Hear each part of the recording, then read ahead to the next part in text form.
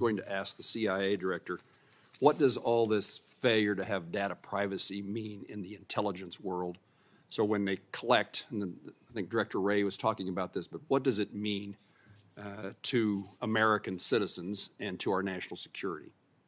Well, Senator, in terms of our national security, it obviously enables our adversaries' efforts at espionage as well. It enables them to steal intellectual property. It enables them to get access to sensitive technologies. It enables them to, spy on our citizens as well. So, it offers enormous opportunities, I think, for our adversaries.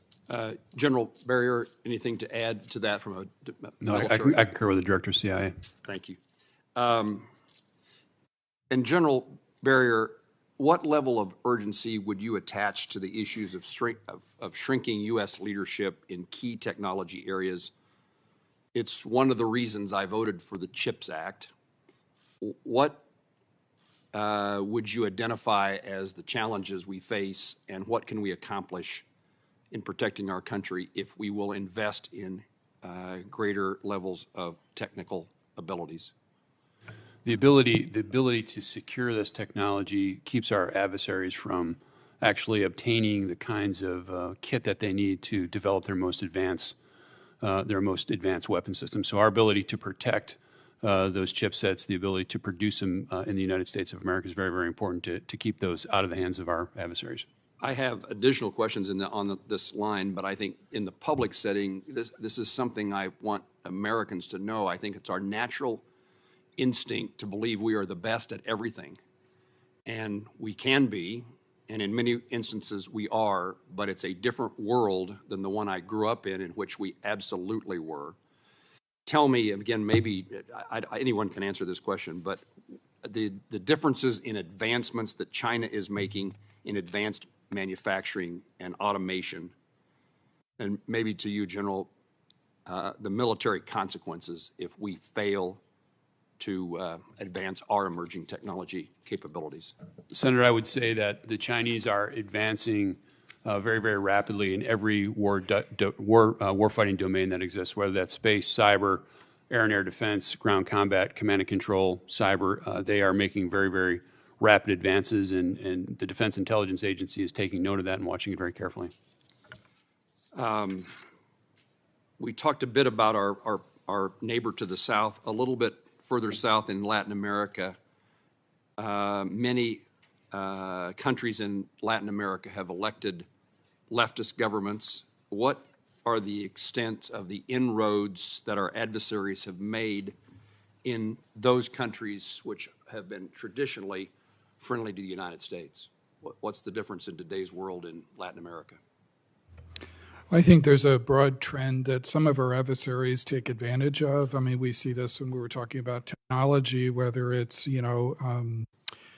completing deals involving Huawei or ZTE or 5G, which, as we've all been discussing, enable access to data. It's something we remind, countries with whom we deal in Latin America all the time of the risks of doing that, especially with regard to the People's Republic of China, their economic relationships that can add to corruption in those countries, that can make them kind of one-dimensional economies, more and more dependent on the export of commodities to China, incur debts which will complicate their own economic growth sustainably over time as well. And certainly adversarial intelligence services try to erode our influence, in a lot of those countries as well. So it's a real challenge as well. In some places like Colombia, where we've had longstanding relationships in fighting narcotics and in, supporting the progress of those countries economically and politically, I think we're still able to sustain, a lot of the cooperation we've built up over the last 20 years or so. So we just have to work hard at it, relationship by relationship. Director Burns, I was hoping you would answer that in 19 seconds shorter so I could ask Director Haines a question, but you failed and so I failed. Thank you. Well, I would say, Senator Moran, new member of the committee, but I think you focusing on this technology competition is spot on and appreciate it. Senator Gillibrand. Thank you, Mr. Chairman. Director Haines, in last year's Intelligence Authorization Act, Senators Rubio, Warner, Heinrich, Blunt, and I created the AARO, the All-Domain Anomaly Resolution Office, to break down the stovepipes between the intelligence community and the military regarding unidentified aerial, marine, and other phenomenon, which could pose a risk to the safety of our service members, as well as collection risks against sensitive facilities and overseas military bases. As recent events have shown, we need more and better sharing between the intelligence community and our military, and the stigmatization of the service members and personnel who come forward with this data is unacceptable.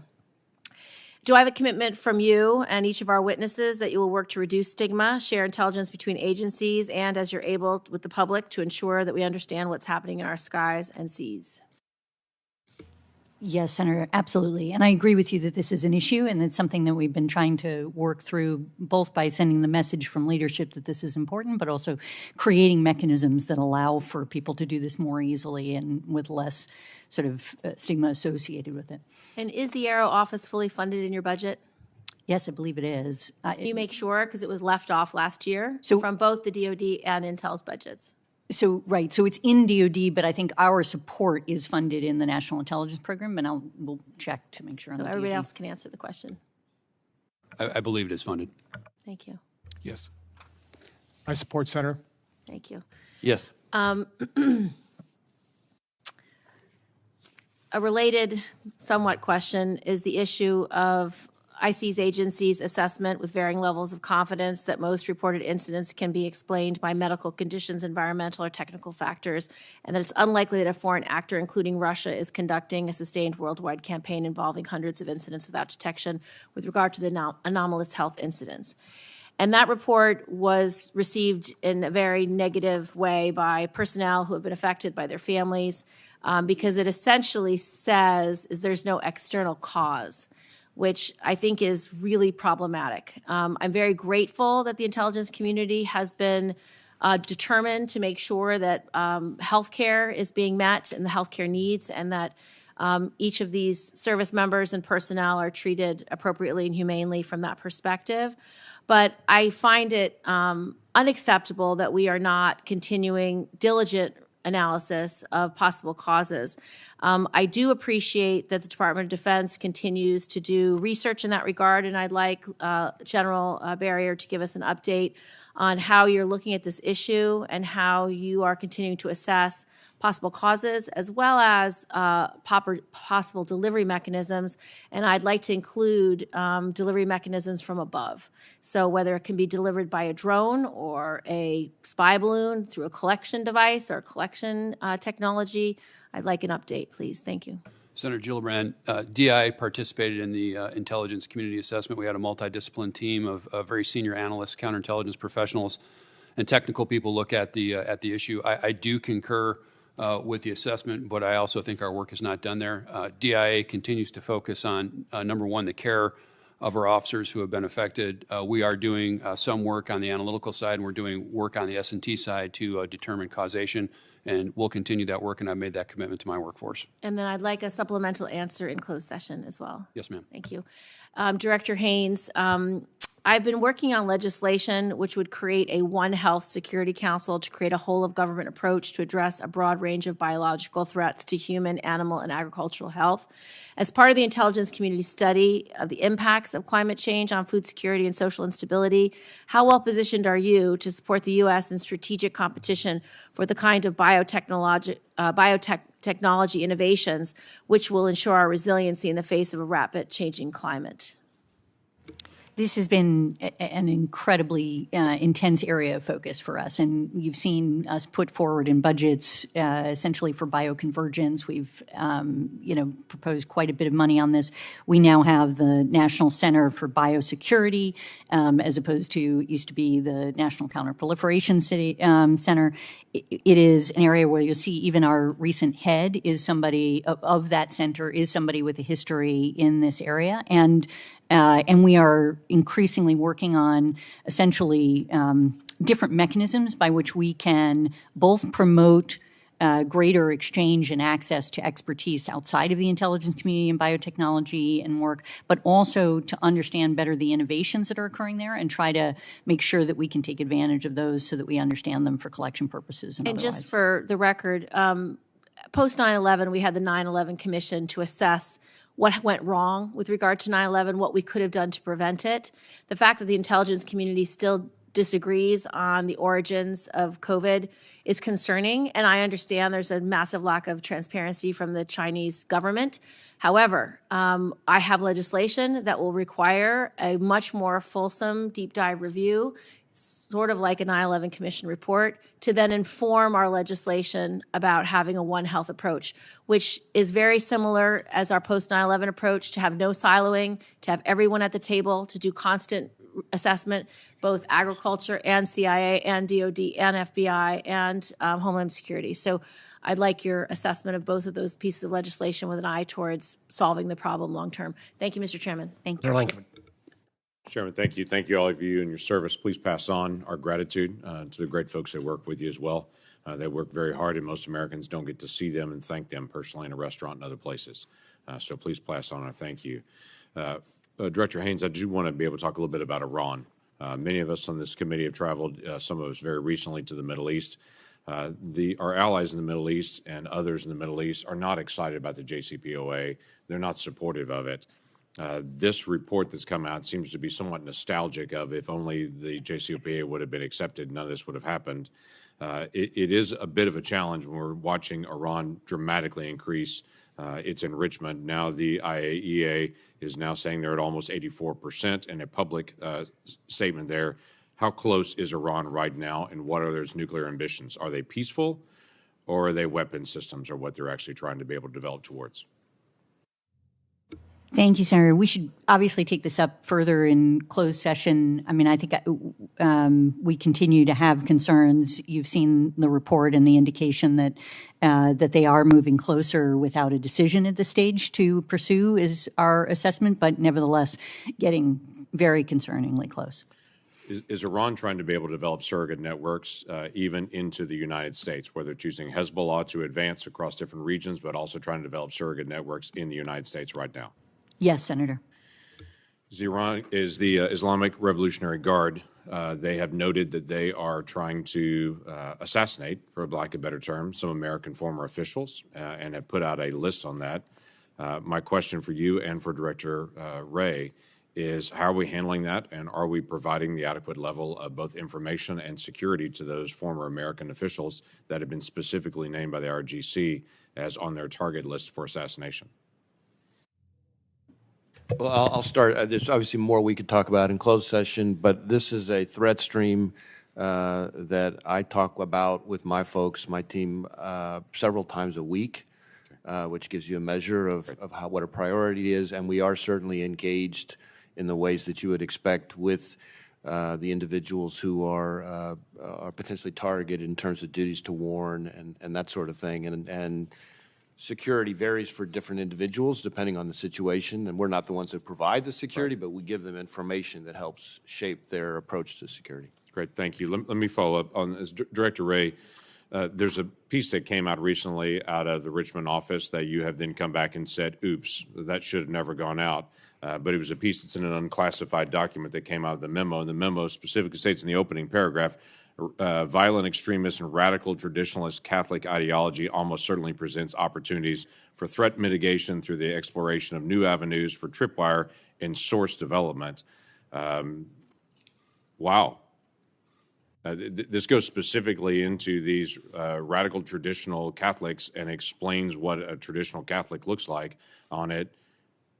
Help me understand what's happened since then when this has come out. Well, first let me say that when I first learned of the piece, I was aghast. As you should be. And we took steps immediately to withdraw it and remove it from FBI systems. It does not reflect FBI standards. We do not conduct investigations based on religious affiliation or practices, full stop. We have also now ordered our inspection division to take a look at how this happened and try to figure out how we can make sure something like this doesn't happen again. I will note it was a product by one field office, which is, of course, we have scores and scores of these products. And when we found out about it, we took action. We are also taking steps to reinforce with our workforce all of the longstanding policies we have that speak to this kind of thing. We've got refresher training for the relevant employees, et cetera. And we do not and will not target people for religious beliefs, and we do not and will not monitor people's religious practices. That's not acceptable. That is completely not acceptable. That is, I had for the first time a couple of years ago, I had parents that came up to me in state and said, I went to a parent meeting at my school. Am I going to be monitored now? And after this came out, I have people that catch me and say, okay, I'm Catholic. Am I about to be monitored now? This sends all the wrong message on it. I do have to tell you, we've talked about this before. When I saw the memo and looked through it, I was not surprised to be able to see the source document that they came back through was the Southern Poverty Law Center, which we've talked about before, is not the FBI, but for whatever reason, the FBI continues to be able to count on them for who's the listing of a hate group. They have a long history of having anti-Christian bias, and there's multiple different entities that they've actually tried to go after on that as a hate group.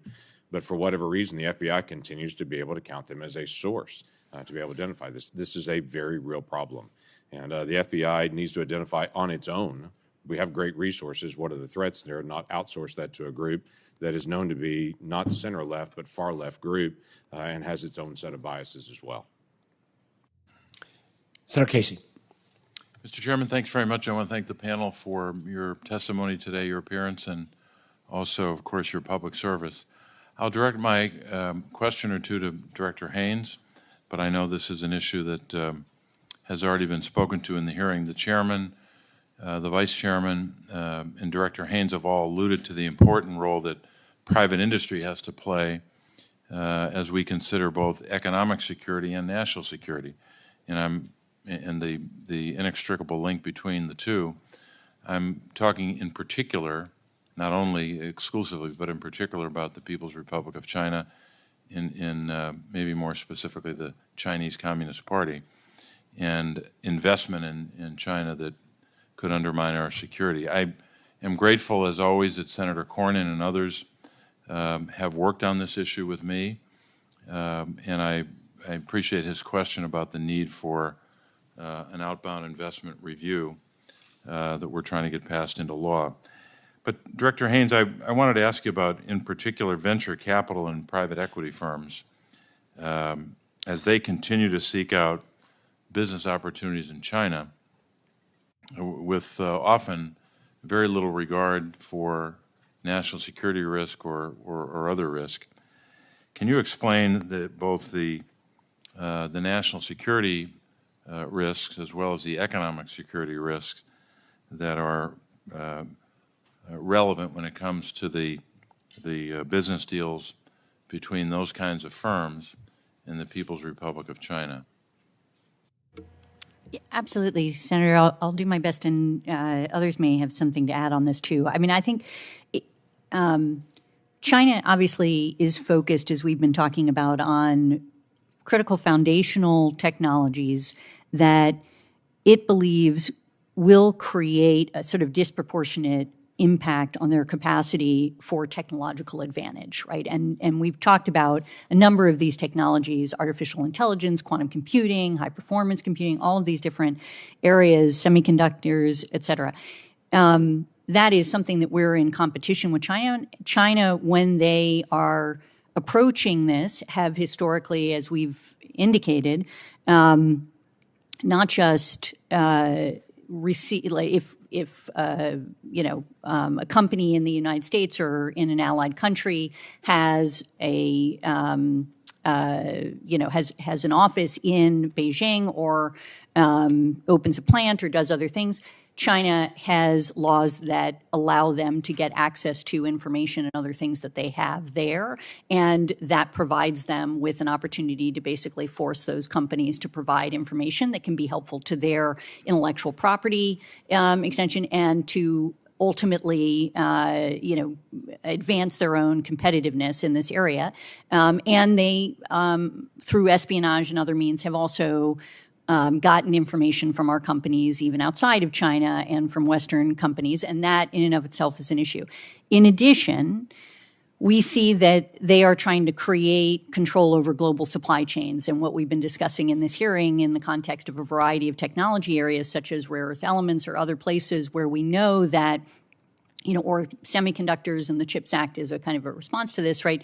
Where if they are capable of controlling certain parts of the supply chain, they will make it, they can basically have leverage over that in a way that gives them unacceptable advantage in making it harder for us to get the supplies that we need at the moment that we need it for national security purposes or other purposes. And I think that an example of this is, if you just look at Russia and what's happening right now and the export controls that we've been able to use with respect to Russia on semiconductors, you can see how important it is to their capacity to prosecute their conflict, right? And we don't want in the United States to be subject to that kind of a concern where, in fact, China would be able to prevent us from getting material that's necessary to our national defense or to our capacity. So these are among the challenges that we see for essentially supporting business in China on these sort of key foundational areas where they can get information that's of need. So it's not in everything, and it's not suggesting that there can't be any, economic relationship, obviously, but I think we just have to be especially conscious of this, and we're trying to educate both our policymakers and the public on these issues. I know I'm almost out of time. Just want to follow up on that for you or anyone else that wants to make a quick comment. Are there sectors about which you're most concerned, purely for setting aside economic security, purely from a national security point of view? Are there sectors about which you're most concerned? Yes, absolutely. Semiconductors, artificial intelligence, advanced computing, quantum computing, biotechnology, biomanufacturing. These are some of the most important areas that we have concerns about. Thank you, Senator Casey, for again, raising those issues. And we've seen this play with venture firms and others, sometimes even using false fronts, which is gravely concerning. Senator Rounds. Thank you, Mr. Chairman. And once again, let me offer my thanks and appreciation to you and to all of the members of your different services for how they contribute to our security. In Director Haines' original comments, her early comments, she clearly discussed, or at least suggested strongly, the need for the reauthorization of the FISA Section 702. And I think sometimes we talk in terms of codes and so forth, and we don't provide the opportunity for the American public to actually understand what this is. And I'm going to ask General Nakasone, because I've heard him in the past very eloquently share what Section 702 does. And in this open setting, I'd really like Director Nakasone to be able to share a little bit about what 702 really is and the reason why it is so important that we reauthorize 702. Senator, 702 allows the U.S. intelligence community to collect communications of foreigners operating outside the United States that utilize U.S. infrastructure and services. Now, why is that important? It's important because if you think about what we've been able to do with this authority since 2008, first of all, provide and shine a light on what our adversaries are doing. What's Iran doing? What's China doing? What's Russia doing? What's North Korea doing in all parts of the world? Secondly, disrupting. But if I could, that's because they're using platforms that have a nexus to our communication systems within the United States? That's correct. But they're doing it from outside of the United States, and it is not necessarily connected with someone from within the United States. They're simply using the platform because it's easy. Right. Again, I think those are the two really important points. Non-U.S. person, that's foreigner, and it's outside the United States. The second piece is that we have built up and I think have done a very effective job of ensuring not only national security, but the security and rights and civil liberties of our citizens. Those things are not an either or. It's an and statement, and we've been able to do that with internal compliance and external compliance. And I want to go into that a little bit. Could you explain the reverse targeting prohibition and specifically what it prevents the government from doing? So if one of our analysts in the U.S. intelligence community says, hey, I want to be able to get to someone in the United States, but I'll go ahead and just target this person outside the United States as a way around it. We do not allow that. In fact, we check that very, very carefully. It's audited. It's double-checked and triple-checked. It's interesting. When we make a mistake, we investigate, we mitigate, and then we report on it. That's the type of attention we pay to this authority. And then there's also been a concern about what is known as incidental collection. Could you explain what is meant by incidental collection and why it's important to our national security? Senator, a lot of times when foreigners are operating outside the United States and they are conducting their communications, they may reference someone in the United States.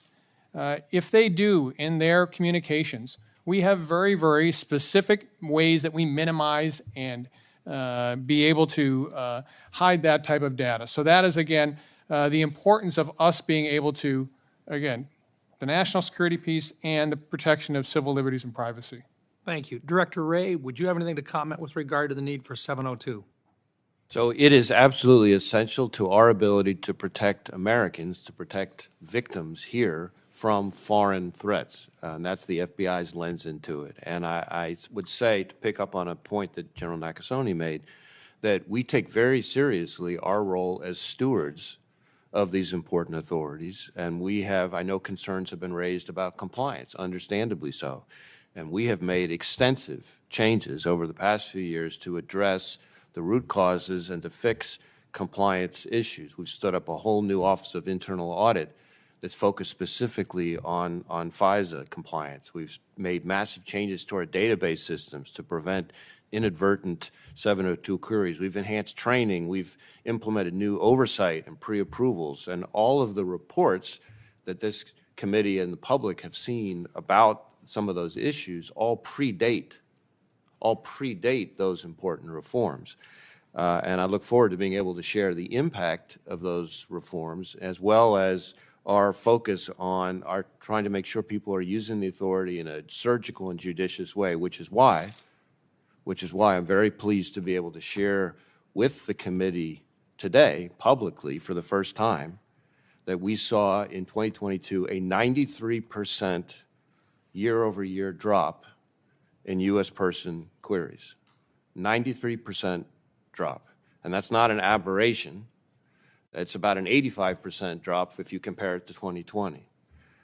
So this is major impact. This is something we're going to treat as an ongoing effort, but it is part of our focus as stewards of these important authorities to make sure that we are protecting American civil liberties, but also using the tool in a way that is so valuable to protect Americans, in particular, increasingly these days, to protect American victims from malicious cyber actors. You know, I've talked before about how the Chinese have the largest hacking program in the world, by far, bigger than every major nation combined, and they've stolen more of our personal and corporate data than every nation, big or small, combined. You look at the Russians. We've talked before about their treating of cyber as an asymmetric weapon, and they've invested significant resources in that. You look at the Iranians and their efforts to conduct destructive attacks even in the United States, and all of these powers are trying to build pre-position capabilities in the event of a much more serious conflict. 702 is what enables the FBI to get to victims, to warn them, to take steps to mitigate those cyber threats. And there's a lot more that we could talk about in closed session, but it's an incredibly valuable tool to protect Americans, especially as you look out over the next 5 years in terms of the threats we're going to face with great powers, with cyber, and unfortunately, to picking up on some of the questions that were asked earlier, from foreign terrorist organizations again. Thank you. My time has expired. Thank you, Mr. Chairman. Thank you, Senator Reynolds. Thank you for raising the issue. And I do think for a lot of our colleagues, we're going to need to have this kind of explanation. We're going to need the community to lean in on declassifying specific examples, particularly vis-a-vis China and Russia. And also, you know, a lot has changed since the Congress debated this issue back in, I believe, 2017, 2018, in terms of reforms. Senator Ossoff, you've been very patient. Senator Ossoff. Thank you, Mr. Chairman. I want to thank you for your focus on technology as well. And in that vein, General Nakasone, could we check whether we are being listened into at this point, or maybe you want to switch microphones?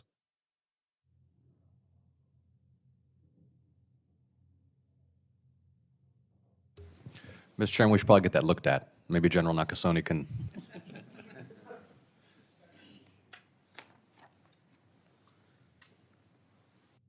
But speaking of technology and General Nakasone, General, I have an offer I think you can't refuse. You have, of course, tremendous assets and personnel in Georgia, NSA Georgia, the Cyber Center for Excellence at Fort Gordon, just around the corner from Augusta University's Cyber Center as well, an academic resource there. And I would like to invite you to join me, and perhaps we can get some barbecue and pecan pie as well, to visit with your personnel at NSA Georgia and or at the Georgia Tech Research Institute, which, based in Atlanta with facilities across the country, is conducting much of the advanced research consistent with the Chairman's commitment to technology as a key frontier in our national security. So will you join me in Georgia, General? I will, Senator. Looking forward to that and appreciate the commitment. Speaking of Georgia, Director Haines, the assessment warns, quote, Russia is particularly focused on improving its ability to target critical infrastructure, including underwater cables, and that, quote, the PLA Navy and Air Force already are the largest in the region, meaning the Indo-Pacific region, and continue to field advanced platforms that improve China's ability to try to establish air superiority and project power beyond the first island chain. The assessment doesn't make explicit mention of the submarine domain, but during the Navy's posture hearing last year before VSASC, the CNO testified that submarines are the highest demand capability in both Indo-PACOM and EUCOM. We have the Kings Bay submarine base in Georgia. I want to ask you first, do you share our military's assessment that the undersea domain is critical and one in which we presently enjoy unique advantages? Yes, absolutely.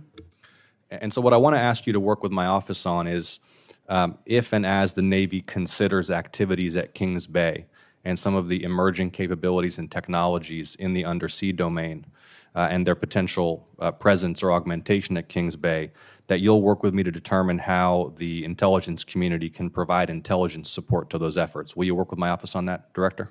Yes, absolutely, Senator. Thank you.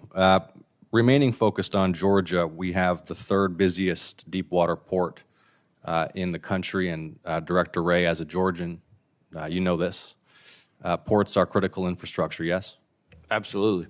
And there are threats to our ports and threats that move through our ports. We've seen foreign intelligence services try to infiltrate, according to public reporting. In the Wall Street Journal, for example, intelligence gathering equipment through U.S. ports. There's a risk of drug trafficking through U.S. ports, human trafficking through U.S. ports. Director Wray, I'd like to ask you to redouble a commitment you've made to me in the past to ensure that the FBI is fully focused on protecting the Port of Savannah and other seaports across the country. We're very focused on port security. I haven't forgotten our previous conversations on the subject, both in Savannah, but also in places like Norfolk and other significant ports around the United States. And certainly a lot of the comments that occurred earlier about other technologies and the Chinese government's ability to advance their agenda at our expense apply in spades to ports and port technology and port services. So speaking of ports and critical infrastructure, I'd like to hear from you on this, Director Wray, and then also from Director Haines.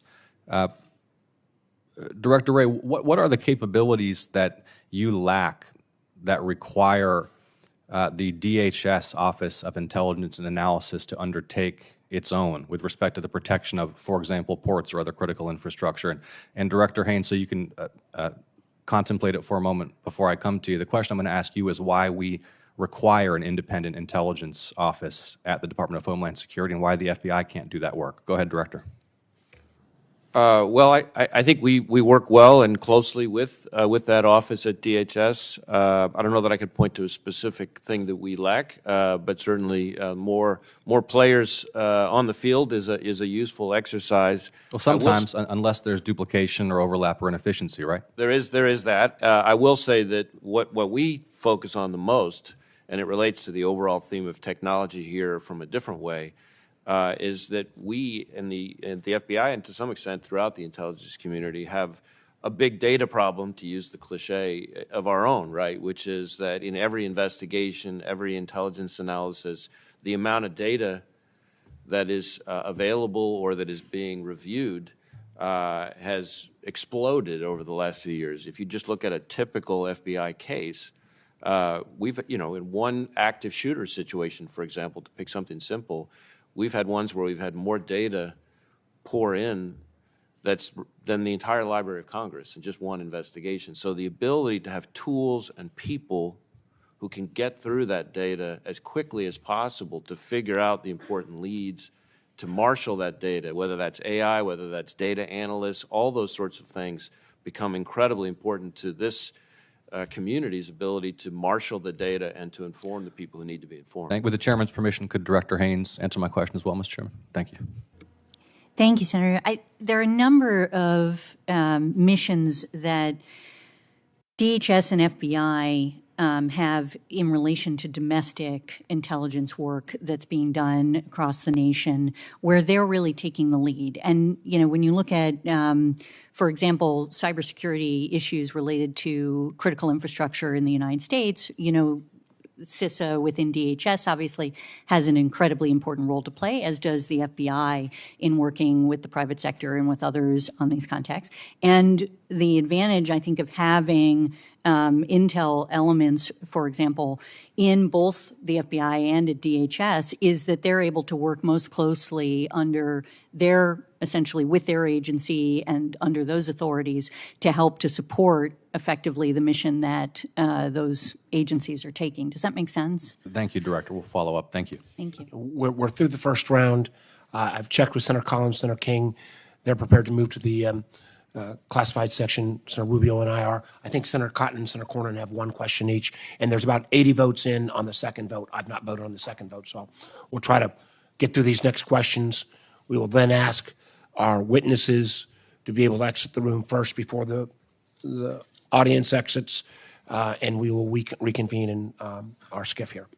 Senator Cotton. Thank you. I want to return to the issue I addressed at first, which is politicization of analysis and resources.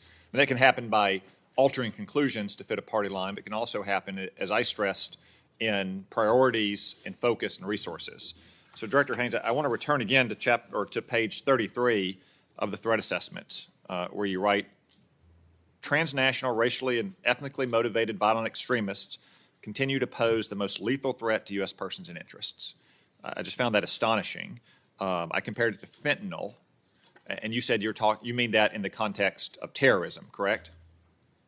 So you'll agree with me that fentanyl is a more lethal threat to Americans than racially and ethnically motivated violent extremists? Yes, absolutely. But in the context of terrorism, your conclusion is that racially and ethnically motivated violent extremists are a more lethal threat to Americans than ISIS or Al-Qaeda or Hezbollah?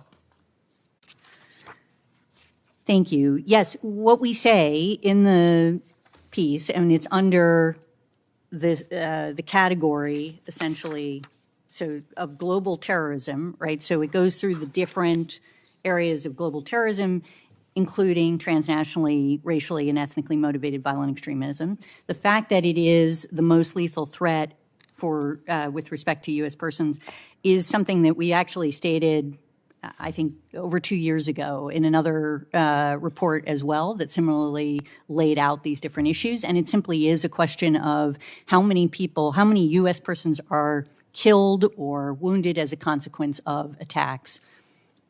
Director Burns, do you agree that racially and ethnically motivated violent extremists are a more lethal threat to Americans than ISIS or Al-Qaeda?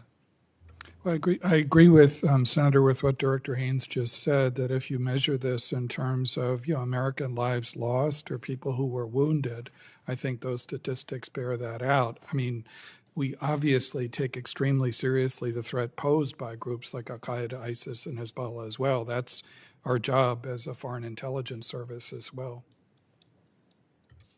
I find this astonishing. Senator Cornyn. Just as the COVID exposed our vulnerability of our supply chains, I think the war in Ukraine has demonstrated the weakness of our industrial base when it comes to replenishing the weapons that we are supplying to the Ukrainians, which I'm all in favor of, and they're using them to good effect. But General Barrier, in World War II, we became the arsenal of democracy and saved Britain and Europe. But if we got involved in a shooting war in Asia, we would not be ready. And I just want to ask you in terms of an intelligence assessment, how much should we be concerned about our inability to replenish the weapons that we're supplying to Ukraine and the degradation of our defense industrial base? Senator, I do appreciate that question, but that's really a question, I think, for our policymakers and decision makers inside the Pentagon and the Department of Defense. Certainly, our readiness is crucial if we're tested by the People's Republic of China, and I'll leave it there.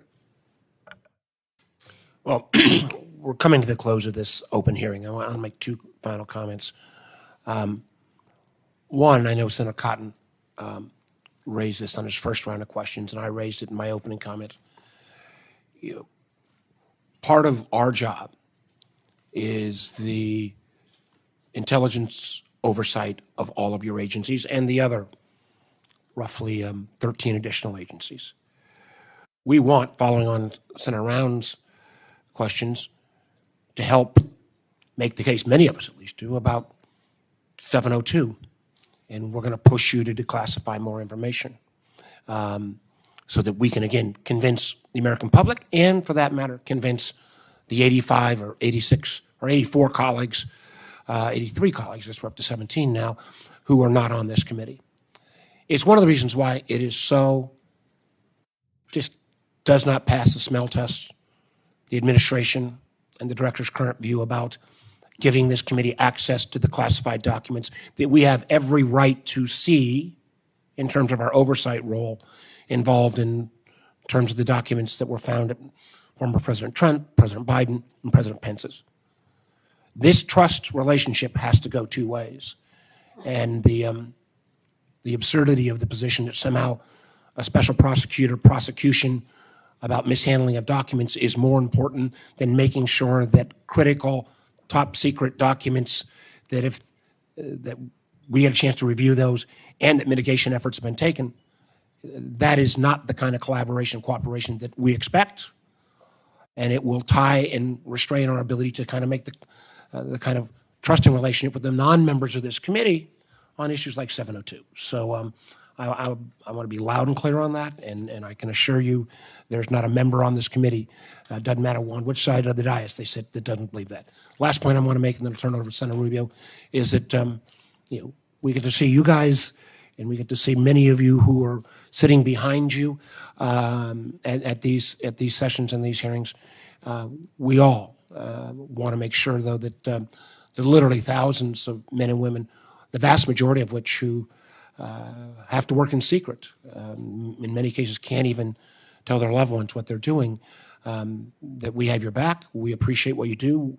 We are a safer nation and a stronger nation because of the work of the men and women of the IC, and we look forward to continuing to support you in any way we can, but we really do want to make sure that message is relayed to those not only back at headquarters, but in many cases, the men and women who are deployed all around the world. Senator Rubio? To just echo the point the chairman just made, okay, on this issue of the documents. Let me just take a hypothetical. Let me start with this. Every agency of our government, right, they come here before Congress, have oversight committees, they have public hearings. Questions are asked. They have to answer them in public. People have to testify. The unique aspect of what your agencies do is, by necessity, it has to be in secret. Most of what you do has to be kept secret. That's the work of intelligence. So how do you conduct oversight over something like that? For a long time, there really wasn't any congressional oversight until the mid-1970s, when committees uncovered all kinds of situations involving the intelligence communities, actually almost destroyed the CIA. And the result is the creation of this committee and our counterpart in the House. And so basically, it comes down to a handful of members in the House and Senate who are entrusted with conducting oversight to ensure that not only is the intelligence agencies focused on the right things, but are doing it in a way that protects both civil liberties and our national security. Difficult balance. So now we come to, that's our role, and it's one we have to play very carefully, and one that's really important for the country, because we need what you do. But we also understand that left unsupervised, any agency at any time, especially ones with these extraordinary powers, can do things that are really troubling and end up actually threatening these agencies' ability to continue to work. Now, getting to these classified documents. I want to, just this hypothetical. If tomorrow I take a folder full of classified information, or anybody does, outside the building inappropriately, okay, for whatever reason, there's going to be an investigation. And there are going to be two things that are going to happen, and they're two individual tracks. Track number one is, I violated the law. I potentially committed a crime, has been committed because information that's classified was removed from its proper setting. And the result is that there's going to be an investigation, and it could involve the criminal justice system. In most cases, obviously, when it comes to former presidents, may require a special counsel, but generally it's the U.S. attorney that's going to look at that and figure that part of it out. Okay? That's not our oversight, and that's not our job to interfere in that. Separate from that is the job the intelligence agencies have of assessing, okay, this is the information that was stored inappropriately. Here's the risks to the country if that information was seen by someone who shouldn't have seen it, and here's what we are doing to mitigate against that risk. How can we possibly conduct oversight over A, whether you've assigned the proper risk assessment, and B, over whether the mitigation is appropriate? How can we possibly do that if we don't know what we're talking about? And that's really the situation that we're at right now. And that is that even though undoubtedly the information that was found in all three sites and so forth are things that we would have had access to, unless we can identify them, we can't begin to, A, opine over whether or not the risk assessment is accurate, and B, whether the mitigation that's been assigned is appropriate. We can't do our job. And a special counsel cannot have veto authority over Congress's ability to do its job. It just can't happen. It won't happen. And so it will change the nature of the relationship between this committee, which I think has been very cooperative. And I know we don't have a lot of competition in terms of cooperation, but very cooperative.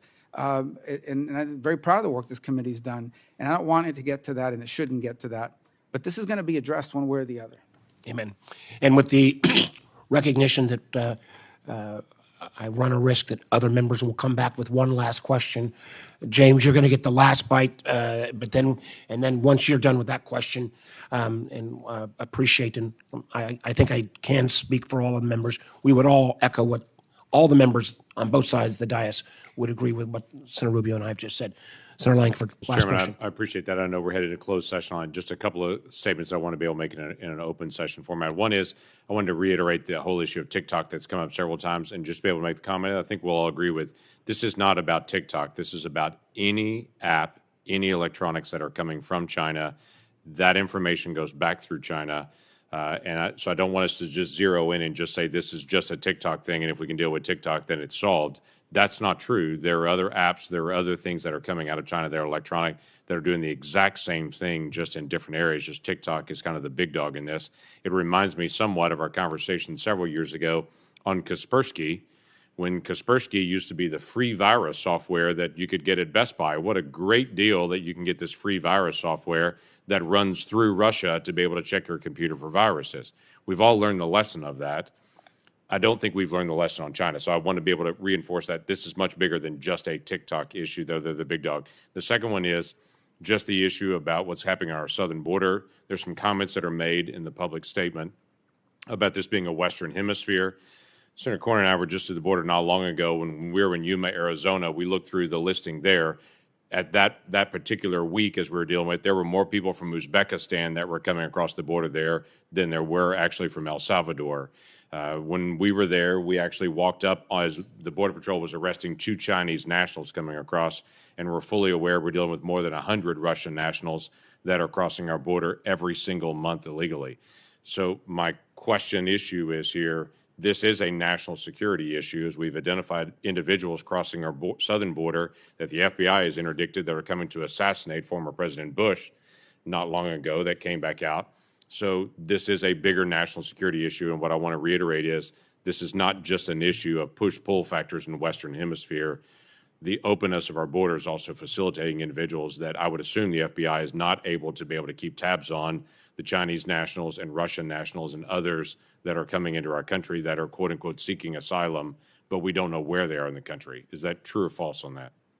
Yes, I certainly did not mean to suggest that the border is solely, related to the comment made about the Western Hemisphere in my opening remarks. I absolutely agree that there's national security issues with vetting folks who go across the border. We obviously participate in vetting in the intelligence community, and NCTC takes that role from my office and participates in trying to ensure that we can manage that. Dr. Wray, are you able to keep tabs on these individuals when they're coming in? Has that been assigned to you? we're not able to keep tabs on every single person who comes in, certainly. We have all sorts of investigations into certain people who get in, and we try to work very hard on both sides of the border to support DHS's efforts and to some extent our neighbors south of the border from preventing them from coming in. Thank you.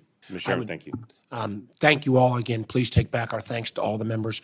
And I would again ask our audience, please, to allow our witnesses to leave first, and we will reconvene immediately after those of us who have not voted on the last vote. Thank you.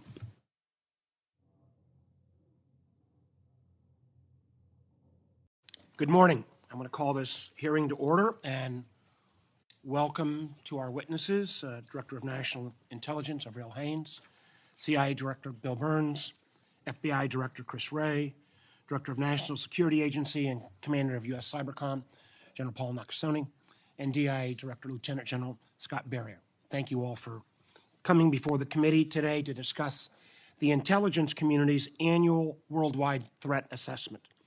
This is an opportunity for agencies to brief this oversight committee and, most importantly, the American public about the numerous threats and challenges facing our country. Our nation's intelligence professionals are America's eyes and ears. They provide crucial intelligence assessments and warnings to policymakers so that we might address not just immediate threats, but dangers on the horizon.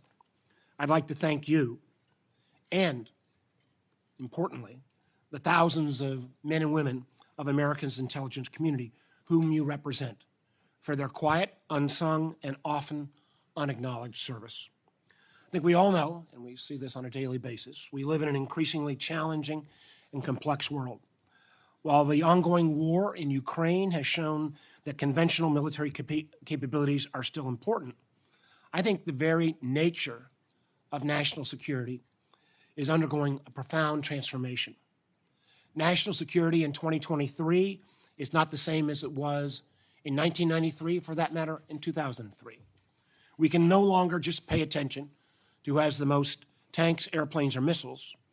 We also need to focus on technology, R&D dollars, strategic investment flows, and supply chains, because whoever leads and wins the challenges in technology domains will have an edge in national security competition in the future. We've already seen this with the outsized impact of cyber tools, which now give both state and non-state actors alike the power to cripple countries' critical infrastructure and entire economies from behind a keyboard without firing a single shot. And we're increasingly seeing rising competition in the technology space with authoritarian regimes that are challenging democratic norms at home and around the world. The People's Republic of China under President Xi and the Chinese Communist Party is now, unfortunately, a near-peer competitor with our country in its economy, technology, and military capabilities. And I think it is more important than just political correctness to emphasize, at least in my mind, our beef is with Xi Jinping, the Communist Party, and their authoritarian tendencies. It is not with the Chinese people. It is not with the Chinese diaspora. It is not with Chinese Americans or Asian Americans, who oftentimes have been the strongest critics of the increasingly authoritarian regime of the Xi government and are often victims themselves of CCP's repression. While America was focused for 2 decades on counterterrorism, China was racing to overtake the United States in a range of emerging and foundational technologies, such as advanced wireless communications, semiconductors, quantum, synthetic biology, and next-generation energy, as well as taking not only the extraction but the processing of rare earth minerals that are so critical in so many of those technologies. The PRC has also become an active player in the international technology standard-setting bodies and is embedding itself in global supply chains. All of this is why the United States must aggressively invest in talents, tools, and research to lead in tomorrow's technologies. Today, you will undoubtedly be asked about the IC's assessment on the origins of COVID-19. Let's be clear. Despite China's denials, it is entirely fair for us to ask whether the virus that has killed at least 6.8 million people so far might have been accidentally released from a lab in Wuhan. That these questions are even necessary is a testament to the failings of the Chinese system and stands in contrast to the openness of our own public health officials during the pandemic. The lack of transparency in China's authoritarian systems may mean that we will never be absolutely certain where COVID-19, or God forbid, the next pandemic, could have or will next originate. Looking towards Russia, we are now in the side of Ukraine. The IC, and I'm going to commend so many of you, did an incredible job of predicting Putin's plans and issuing warnings about the invasion, declassifying and sharing intelligence in a timely way, and I know for many of you that was totally against your grain, but making that declassification in a timely way, I really think upended Russia's plans and kept Putin off his game. Over the last years, Ukrainians have displayed resolve, bravery, resourcefulness as they have defended their country against Russia's ruthless invasion. NATO is more united than ever, and democracies around the world have rallied with unprecedented assistance to Ukraine in training, intelligence sharing, humanitarian, and modern military equipment. I hope that we'll hear from the IC assessment of the trajectory of this bloody conflict and what we think the end game will be, while at the same time obviously maintaining Ukraine's right to exist as a sovereign nation. I'm sure that we will discuss the multitude of other threats, from rogue states like Iran and North Korea, to emerging global health threats, to the threat of global warming, as well as the threats presented to the IC's workforce by anomalous health incidents, or AHIs. All of your agencies rely on world-class talent of your workforce, and that's why this committee will continue our efforts to ensure on federal clearance reform, security clearance reform. Hiring and retention is so important to make sure we maintain that world-class workforce. Last thing to note, and I think I speak for everyone on both sides of the aisle on this committee. We still have unfinished business regarding the classified documents that we need to see in order for this intelligence committee to effectively oversee its job on intelligence oversights. We must resolve this issue soon. The challenges we face are more varied and dynamic than ever, and clearly you all have your hands full. But we also have, I think in this hearing, particularly for the public part, a chance to underscore conviction in our values and our efforts to reinvigorate our allies around the world, and to be clear-eyed about the threats that authoritarian regimes like China and Russia place. So I look forward to today's discussion, and with that, I'll turn it over to the Vice Chairman. Thank you, Mr. Chairman. Thank you all for coming in here today. You know, for 2 decades after the end of the Cold War, our country, the United States, was the world's sole superpower. And that gave us the luxury to hope for a world in which Russia and China were coming into convergence with the values that, of the free world. And I think also gave us the luxury of entertaining this fantasy that somehow free trade and globalizing the economy would produce peace, prosperity, and prevent nation-state rivalry. And that brief period of time between the end of the Cold War and very recently was a historic anomaly. The truth is that if you look at 500 years of geopolitics, it's been defined by great power competition. And that's where we find ourselves once again. It's clear there's not going to be any convergence of values. It's clear that globalization led to the rise of China, but it also deindustrialized America, created long and vulnerable supply chains, it eroded our middle class, it left our society deeply divided along socioeconomic lines. And we now find ourselves in a new world. One divided between the free nations, led still by America, an authoritarian and tyrannical bloc led by Beijing, and then dozens and dozens of developing countries that are leveraging both sides against each other on issue after issue to cut the best deal for themselves. So today, what we gather here, as we do once a year, to discuss the worldwide threats facing our country. And those threats, there are no shortage of them. China, Russia, Iran, North Korea, global terrorism, narco-terrorists operating just right off and across our border, and even in the homeland. All these are very serious threats. But it is my view that the greatest threat facing America is not another country. It is whether or not we have the ability and the willingness to accurately assess and appropriately adapt our foreign and domestic policies in this time of historic, revolutionary, and disruptive technological, social, economic, and geopolitical changes. The answer to that question is not just going to determine the direction of our country. The answer to that question will define the 21st century. And on this matter, I believe that the intelligence community has a critical and vital role to play. First, because the changes we must make will have to overcome complacency, bureaucratic resistance, opposition from interest groups who benefit from the status quo, and frankly, public discomfort with the consequences of some of the changes we're going to need to make. Complacency because we've relied on our power advantages and we've forgotten what it's like to live in a world where we have near-peer competitors. Bureaucratic resistance because our government, frankly, the commentary class, think tanks, academia, to some extent even Congress, is still filled with officials who came of age in the post-Cold War fantasy about the end of history. Opposition from powerful interests because multinational corporations that dominate and have consolidated some of our most important industries are deeply invested in foreign supply chains and in the current state of the global economy. And public discomfort, frankly, because we've become a society addicted to cheap products from China and viral videos on TikTok. Overcoming all this will only be possible if we can motivate policymakers and convince our citizens of the need to act on at least 5 distinct areas of great power competition and potentially great power conflict.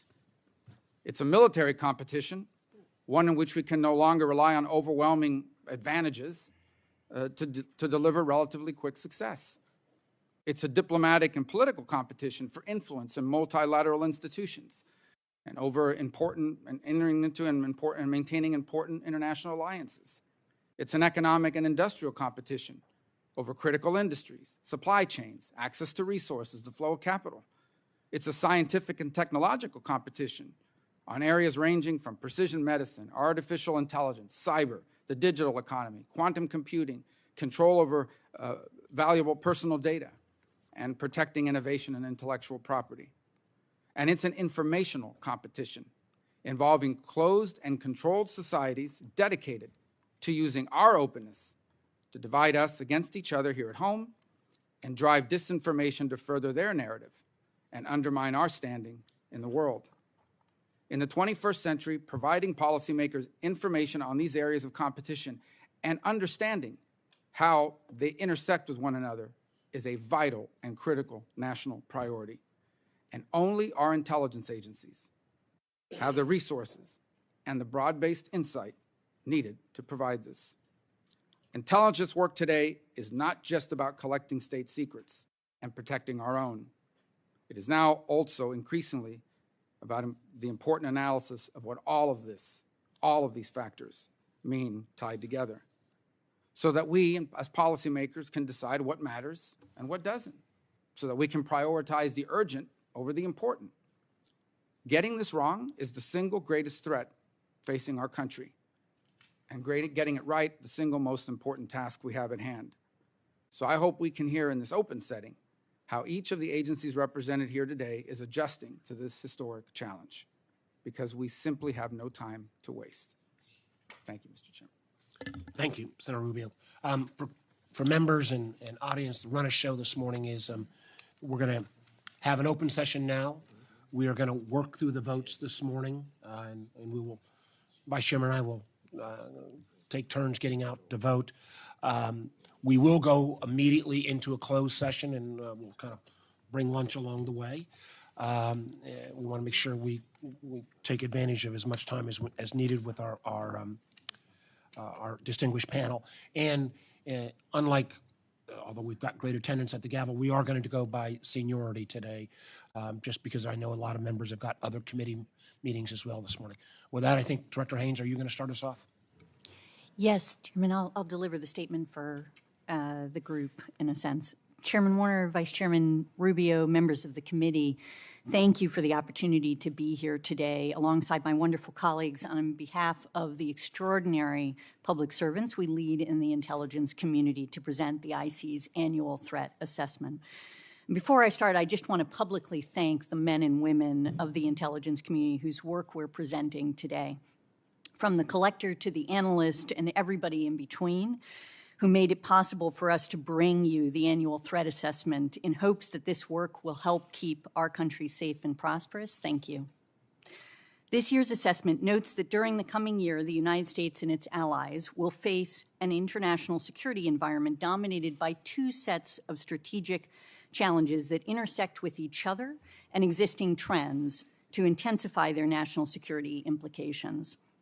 First, great powers, rising regional powers, and an evolving array of non-state actors are vying for influence and impact in the international system, including over the standards and rules that will shape the global order for decades to come.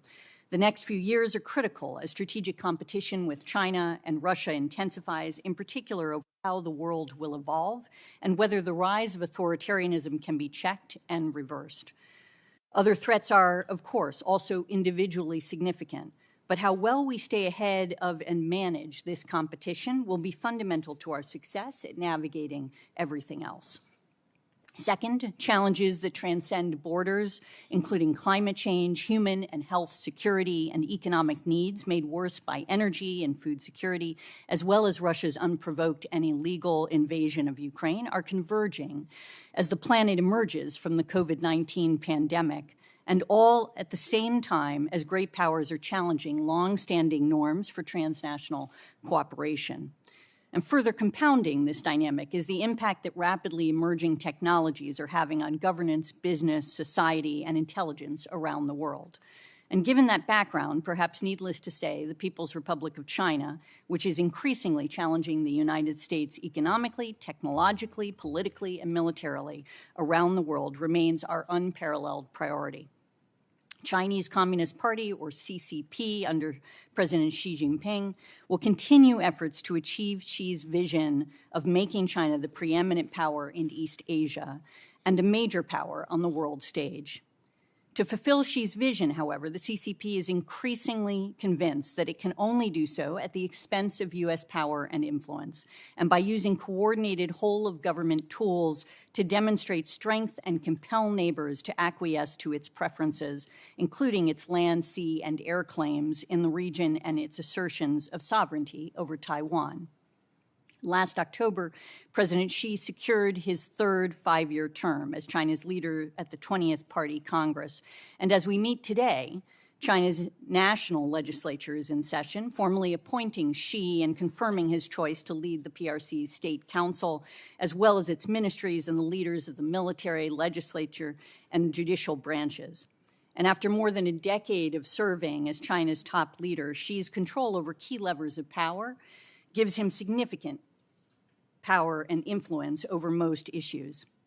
Xi has surrounded himself with like-minded loyalists at the apex of the party's standing committee, China's highest decision-making body, and we assess that during the course of Xi's third term, they will together attempt to press Taiwan on unification, undercut U.S. influence, which they perceive as a threat, and drive wedges between Washington and its allies and partners, and promote certain norms that favor China's authoritarian system. And you may have seen Xi's recent criticism during his speech on Monday of what he referred to as America's suppression of China, reflecting his longstanding distrust of U.S. goals and his apparent belief that the United States seeks to, quote-unquote, contain China.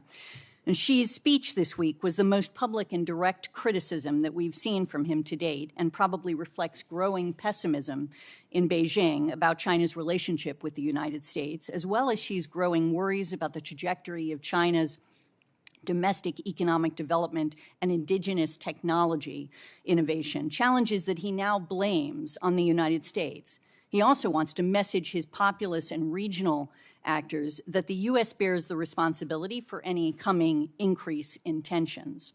And despite this more public and directly critical rhetoric, however, we assess that Beijing still believes it benefits most by preventing a spiraling of tensions and by preserving stability in its relationship with the United States. And specifically, Beijing wants to preserve stability in East Asia, avoid triggering additional economic punishments from U.S. sanctions and U.S. partners, and showcase a steady relationship with the United States to help avoid setbacks in its other relationships around the world, even while signaling opposition to claimed U.S. provocations, including the shoot-down of the PRC balloon. He wants a period of relative calm to give China the time and stability it needs to address growing domestic difficulties.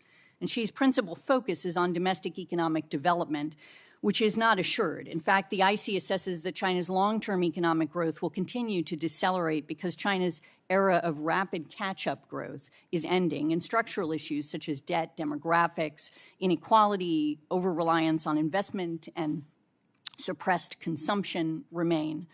And although the CCP may find ways to overcome its structural challenges over the long term, in the short term, the CCP continues to take an increasingly aggressive approach to external affairs, pursuing its goal of building a world-class military, expanding its nuclear arsenal, pursuing counter-space weapons capable of targeting U.S. and allied satellites, forcing foreign companies and coercing foreign countries to allow the transfer of technology and intellectual property in order to boost its indigenous capabilities, continuing to increase global supply chain dependencies on China with the aim of using such technologies and dependencies, rather, to threaten and cut off foreign countries during a crisis, expanding the cyber pursuits and increasing the threat of aggressive cyber operations against the U.S. homeland and foreign partners, and expanding influence operations, including through the export of digital repression technologies.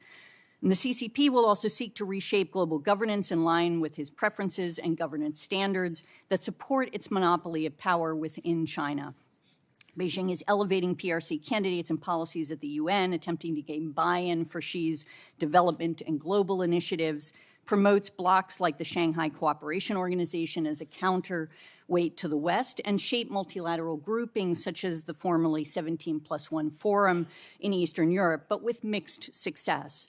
In brief, the CCP represents both the leading and most consequential threat to U.S. national security and leadership globally, and its intelligence-specific ambitions and capabilities make it, for us, our most serious and consequential intelligence rival.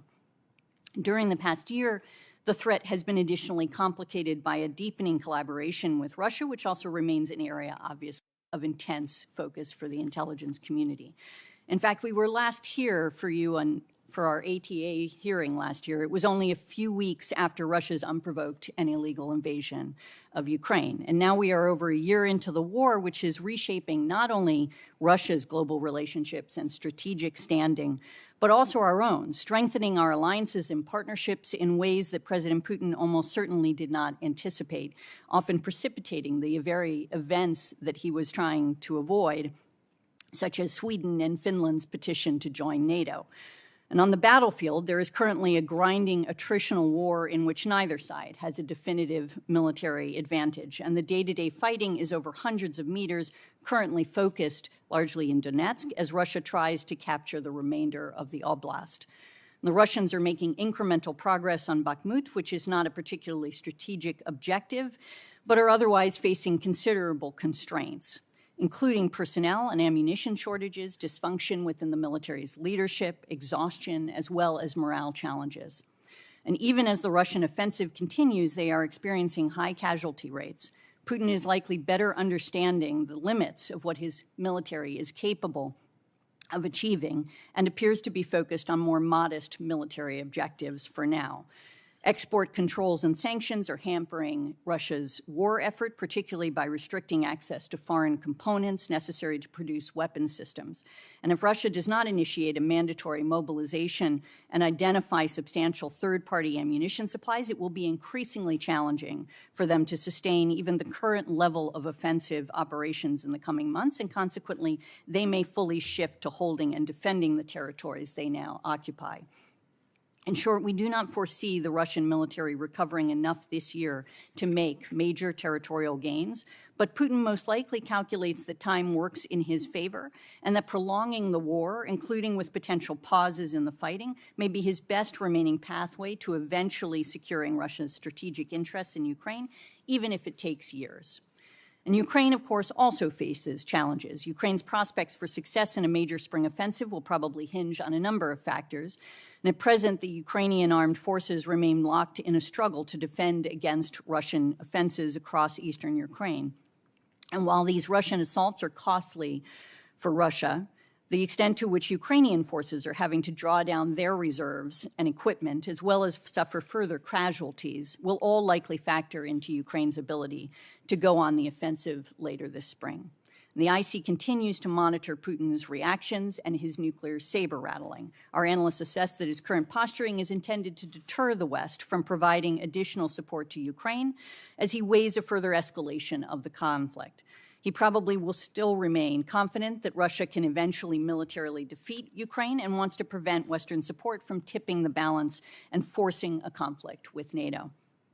And of course, the already considerable human toll of the conflict is only increasing. In addition to the many tens of thousands casualties suffered by the Russians and Ukrainian militaries, more than 8 million people have been forced to flee Ukraine since Russia invaded.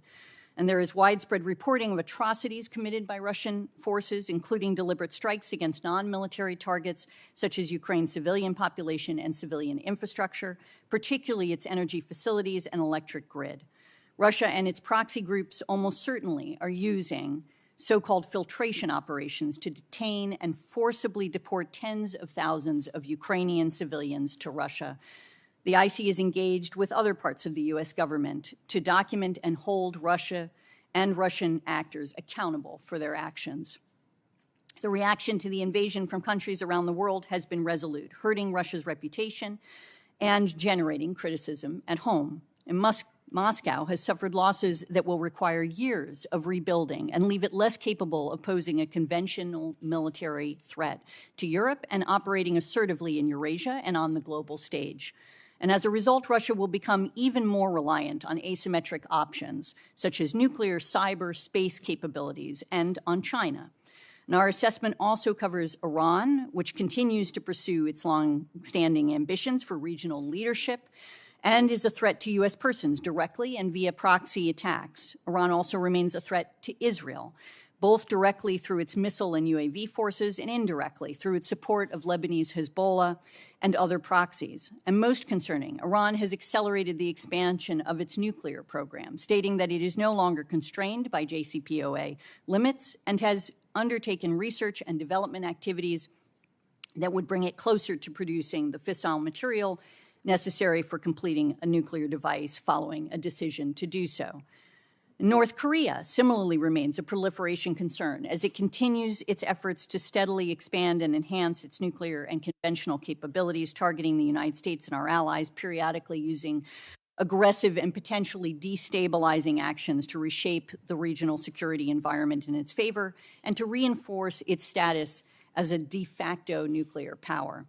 And in addition, regional challenges such as interstate conflicts, key cases of instability, and poor governance developments also pose growing challenges. In Africa and in the developing world, increased poverty, hindered economic growth, and widened inequality are creating the conditions that are feeding domestic unrest, insurgencies, democratic backsliding, authoritarianism, and cross-border conflict spillover.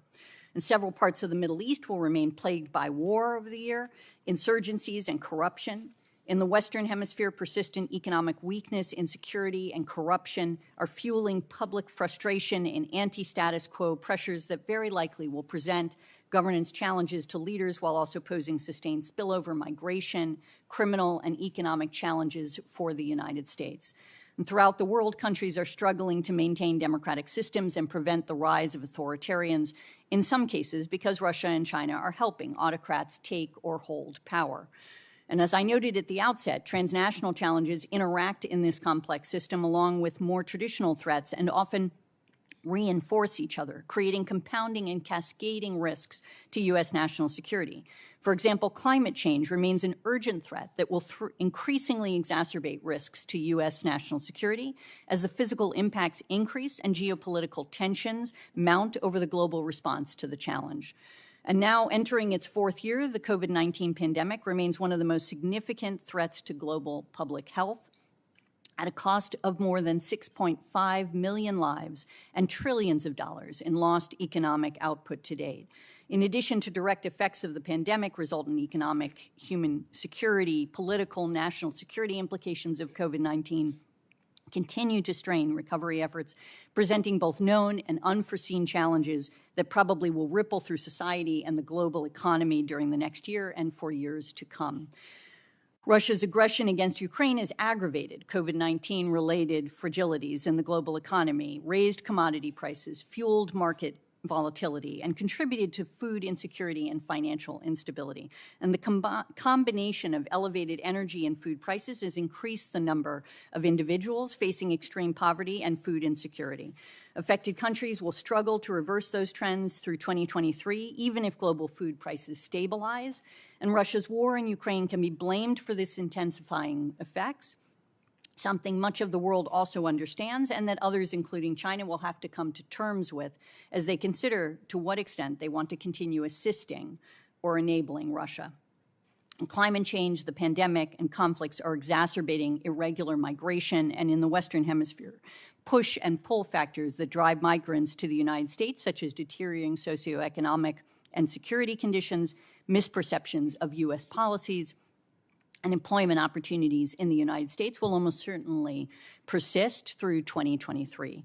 Transnational criminal organizations exploit migrants through extortion, kidnapping, and human trafficking, including sex trafficking and forced labor. These organizations also continue to pose a direct threat through the production and trafficking of lethal illicit drugs, massive theft, financial and cyber crimes, money laundering, eroding the rule of law in partner nations. And in particular, the threat from illicit drugs is at historic levels, with the robust supply of synthetic opioids from Mexican TCOs continuing to play a major role in driving American overdose deaths to over 100,000 annually. And terrorism, of course, remains a persistent threat, but the problem is evolving. Individuals and cells adhering to ideologies espoused by ISIS, al-Qaeda, and transnational racially or ethnically motivated violent extremist movements in particular pose significant threats to U.S. persons, facilities, and interests. And then two indirect threats that I think are worth highlighting in the report.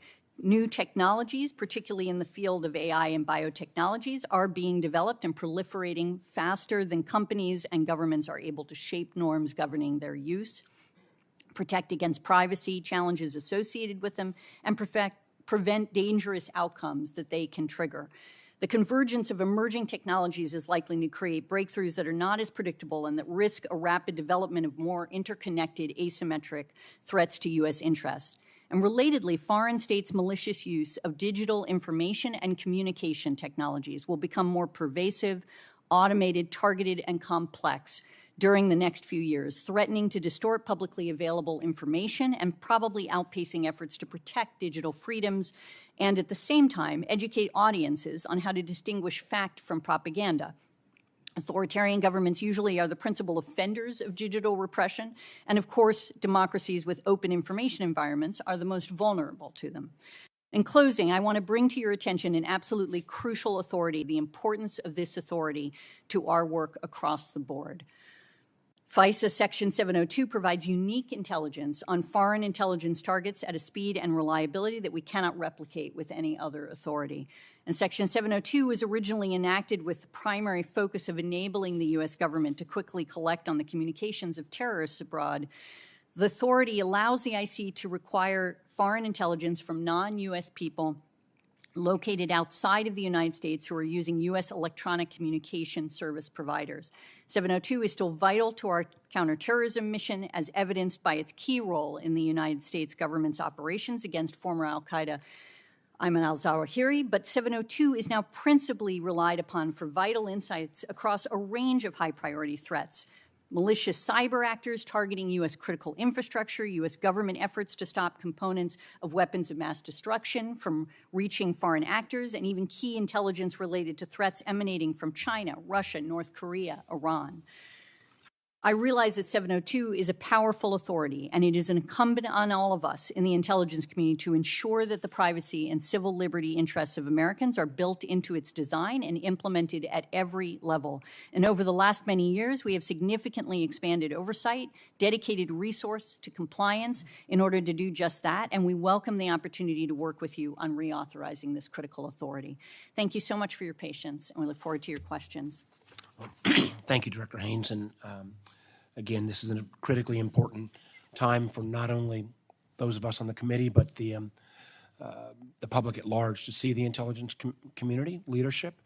I personally believe the value of 702, but we're going to have to lean in on being willing to have the same kind of courage of declassification that we showed in advance of Putin's invasion of Ukraine to make the case to the American public, and for that matter, to skeptical members of Congress in terms of how this is not simply used as an anti-terrorism tool, but also in terms of our competition with Russia and China.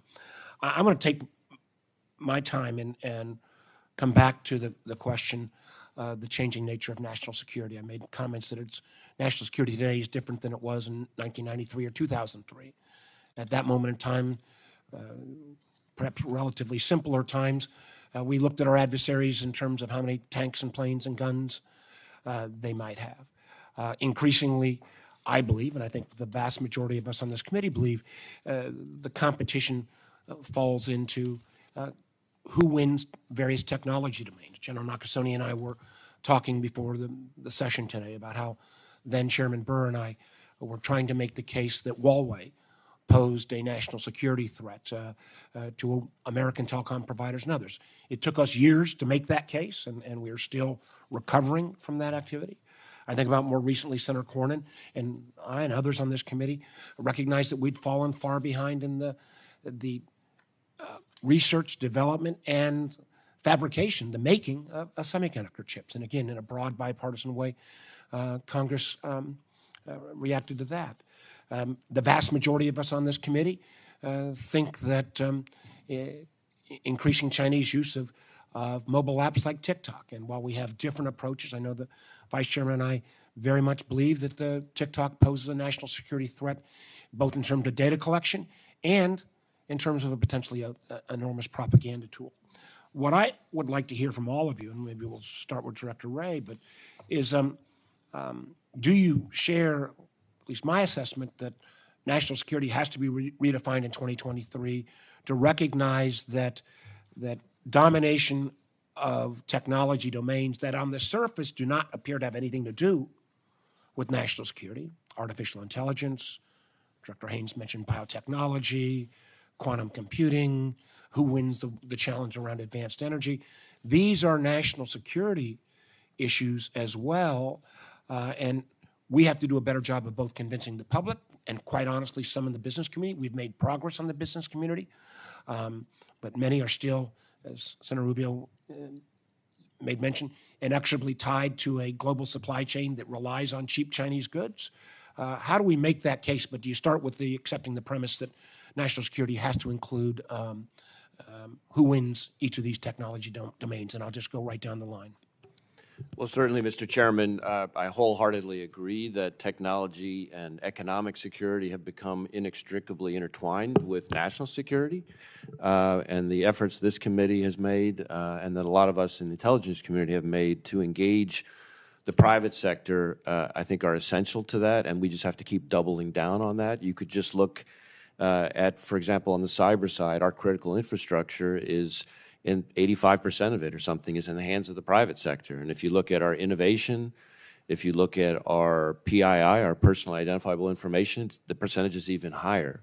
And if you look at what the Chinese are trying to steal, that's where it is. So we need to be working more and more closely with the business community to try to build resilience. I think there have been a lot of progress that's been made, but we need to make more. General?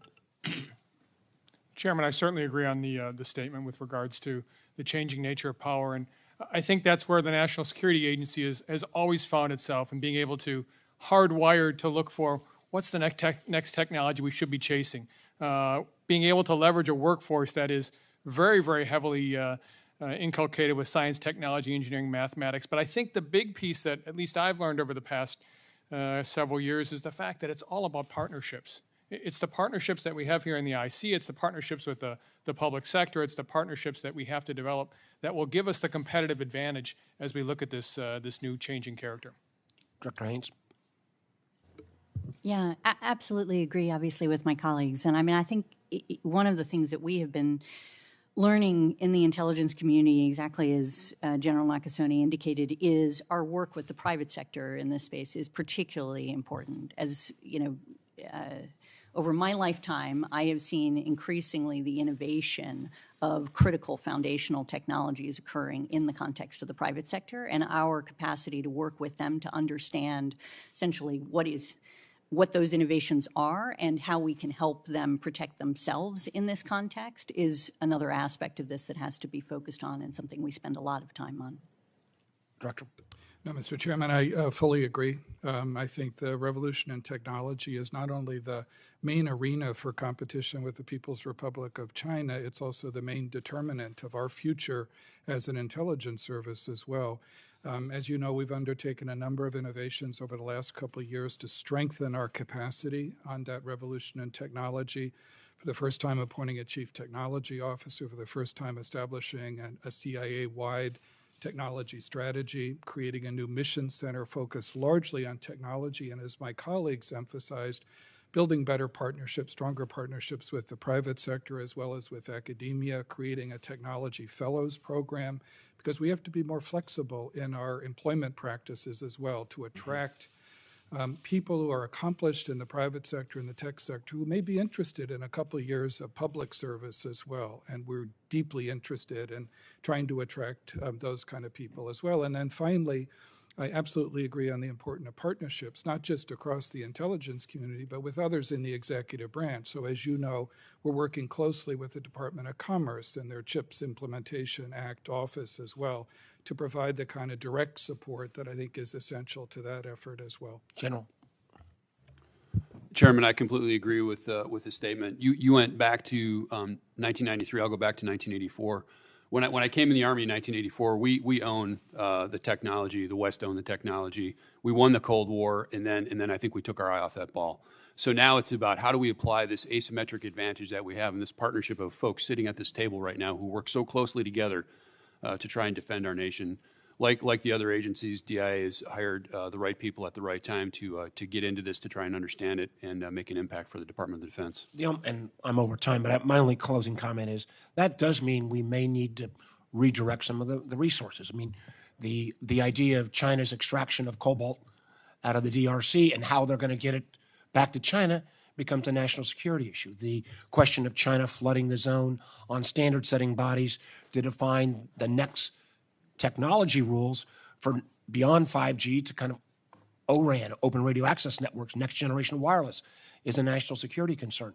You know, who's leading the way on biotech innovation becomes a national security concern. And I think we need to make sure that we are both reporting on this and that we are engaging our private sector partners. I agree with Senator Rubio. Too many of our corporate world still believes that that these collaborations inside of China are benign, even though when they turn a blind eye to the literally unprecedented amounts of intellectual property theft, too often because they're making way too much money on investing in China tech. Some of that has changed, but this is an ongoing challenge. Senator Rubio. Thank you. I'll start with you, Director Wray. Let me ask you, as I know you're familiar with this, the most downloaded app in the world, one of the most downloaded app in the world is a social media company, TikTok. Could the Chinese government, through its ownership of ByteDance, that owns ByteDance US, if they wanted to, and ByteDance US were willing to cooperate or forced to cooperate, could they use TikTok to control data on millions of users? Yes. Could they use it to control the software on millions of devices, given the opportunity to do so? Yes. Could they use it to drive narratives, like to divide Americans against each other? For example, let's say China wants to invade Taiwan, to make sure that Americans are seeing videos arguing why Taiwan belongs to China and why the U.S. should not intervene? Yes, and I would make the point on that last one in particular that we're not sure that we would see many of the outward signs of it happening if it was happening. And I think the most fundamental piece that cuts across every one of those risks and threats that you mentioned that I think Americans need to understand is that something that's very sacred in our country, the difference between the private sector and the public sector, that's a line that is non-existent in the way the CCP operates. Do you think it's valuable to look at how TikTok operates in China versus the U.S.? For example, in the U.S., kids are being encouraged to choke themselves out. We've had kids die in China. They're encouraged to focus on math and science and building the country. Is that an example of how two different versions of TikTok, one feeding our society poison and the other inculcating positive values, an example of how potentially or in reality TikTok could be used to damage our country? I think those are among many sort of telling indicators that we should be looking at in assessing the national security concerns this poses. So they can collect our data, manipulate information, poison the minds and feed garbage into the minds of millions of people and so forth. Given the threat, I imagine this is the reason why TikTok is no longer allowed on federal devices pretty soon. No federal devices can have TikTok on it, correct? Well, certainly at the FBI, TikTok never has been, and nor will it be approved. And I think it's my understanding that that's about to be in place across the entire federal government. So given the weight of all this, does anyone in the panel disagree that TikTok is not a good thing for America? Well, if no one disagrees, my question is then, if TikTok is bad for America, and we've talked about all these disadvantages and potential harm that's caused by it, should the fact that it is popular among people under the age of 35 be the reason why we don't take strong action against it? Not from my perspective. Because that's what the Secretary of Commerce said is, that potentially we want to do something about this because it would upset people under the age of 35. So I guess my point, just tie it all up, is this is a substantial national security threat for the country of a kind that we didn't face in the past. So we're still, it's at the end of the day, it's not about some grown man in the middle of the day putting up videos, that people that have a job shouldn't be putting up. But it's also about all these other things that we've talked about, the data, the ability to manipulate information. I would imagine that it's probably one of the most valuable surveillance tools on the planet. I mean, if we went out and decided to build something like this of our own to influence or spy on another society, I'm not sure we could build something like this, or even better. And we've invited them in and protected them by our laws. So I don't understand why this company is allowed to operate as long as it's owned. It's my understanding, and maybe Director Haines, you can clarify this, but I think this is the case. Under Chinese law, any company, okay, what the company is in China, that the Chinese government says, give me everything you have, they have no choice but to give it to them, or someone else will be in charge, correct? Okay. My time is remaining here. I want to talk a little bit about COVID and the pandemic. So here's what we know about COVID, okay? It originated in the city of Wuhan, where the Wuhan Institute of Virology, which has a questionable safety record and conducts experiments on making viruses that are not infectious in humans infectious in humans. They do it for the purpose of then developing a vaccine. They're located in that city. The Chinese CDC is also located in the city. Number two, unlike, for example, SARS, to this moment, unless it happened in the last hour, the Chinese have not been able to say, here's the bat, here's the pangolin, here's the animal that the virus came from. Number three, there is evidence, both in open source and I mean, it's been widely discussed that the Chinese, at a minimum, have not been, to say the least, open about any of this. And in fact, real clear indications that they've done everything possible to obstruct any sort of international inquiry into how this began or to be sharing this information. This is a lot of circumstantial evidence that adds together. And I believe that's why the FBI has concluded what on the origins of COVID, Director Wray? So, Mr. Vice Chairman, as the committee knows, the FBI has long assessed, going all the way back to the summer of 2021, that the origin of the pandemic was likely a lab incident in Wuhan. So, Director Haines, I know that there's a difference of opinion among the different agencies. I think Energy and FBI have that assessment. Are we unable to, what is preventing the other agencies from reaching the same assessment? Is it basically the lack of a smoking gun? Will we not be able to say that we believe that the lab origin is the likeliest outcome unless somehow we can provide a smoking gun proof that that's what happened? Thank you, sir.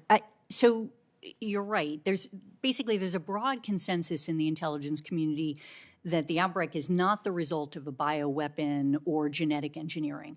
What there isn't a consensus on is whether or not it's a lab leak, essentially as Director Wray indicated, or natural exposure to an infected animal. Those are the two operating sort of theories. And what would change, essentially elements' perspectives, be additional information, and we've been trying to collect additional information. And I think you're absolutely right that China has not fully cooperated, and we do think that's a key critical gap that would help us to understand what exactly happened. My time is up, Mr. Chairman. I would just point out that it is true that the lab leak, we don't have a smoking gun. Like we don't have some guy calling another guy saying, hey, we had a lab leak.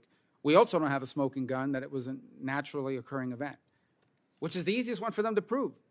Come out, have a press conference, show us the bat or the pangolin, whatever a pangolin is, and show us that this is the one and here's the virus that came from that animal. Because it would have not just been found in one animal, it would have been pretty widespread. That's the easiest thing for the Chinese to have done, and they haven't done it. I think that's a pretty strong reason to suspect that it's not naturally occurring, because they've done it with the other pandemics. Thank you. And I would just point out, before I go to Senator Wyden, when those of us raise the issue around TikTok, it is not simply an American concern. Canada, the EU, India have also taken action on this application because of its national security concerns. Senator Wyden. Thank you very much, Mr. Chairman, and thank you all for your service. Begin with you, Director Burns. Last year, you committed to me that the CIA would require written justifications that could be audited whenever CIA conducts searches of its databases for information on Americans. Has the agency done that? Yes, sir, we have, and thank you very much for your attention on this issue. In keeping with the commitment that I made to you last year, the CIA has made substantial and rapid progress developing and implementing across all of the CIA a capability to support written auditable justifications for searches, as you said, designed to retrieve U.S. person information. We've kept your staff regularly updated on this. We're ahead of the schedule that I set out for you in that letter last September. We've already begun implementing the tool we've developed in the database that the Privacy and Civil Liberties Oversight Board has been focused on, and now we're moving forward with that approach across the remaining databases. Thank you for doing this. Let me turn to commercial information. Director Wray, does the FBI purchase U.S. phone geolocation information? So to my knowledge, we do not currently purchase commercial database information that includes location data derived from internet advertising. I understand that we previously, as in the past, purchased some such information for a specific national security pilot project, but that's not been active for some time. I could provide more information about that in closed session if you would like. But when we use so-called ad tech location data, it is through a court-authorized process. And you do not plan to change your current practice of not buying this geolocation information? We have no plans to change that at the current time. I think it's important, a very important privacy issue, that not take place. We'll discuss it more at the closed session. Director Haines, you convened an outside panel to study and make recommendations related to the government's purchase of data, including sensitive data on Americans. There has been a lengthy report that has been done here. Will you agree to release this report to the public? Thank you, Senator. I'll absolutely, we'll have our folks review it for that purpose. Is there any reason why it shouldn't be made available to the public? No, I think it absolutely should, as long as there's not classified information in it, we'll provide it. One additional question for you, if I might, Director Haines. As you know, last May, Senator Moran and I urged the President to prioritize the rewriting of the executive order that governs classification and declassification. It hadn't been updated in ages. In August, you wrote back on behalf of the President saying that the process was underway. My concern is that we're not seeing the urgency that is necessary, because we all know what the challenge is, and that's foot dragging by some people who mean well, but they're just not on the program of reform. Will you push the National Security Council to get this done? Because my sense is this just isn't going to happen unless you can successfully push the National Security Council to break up the status quo.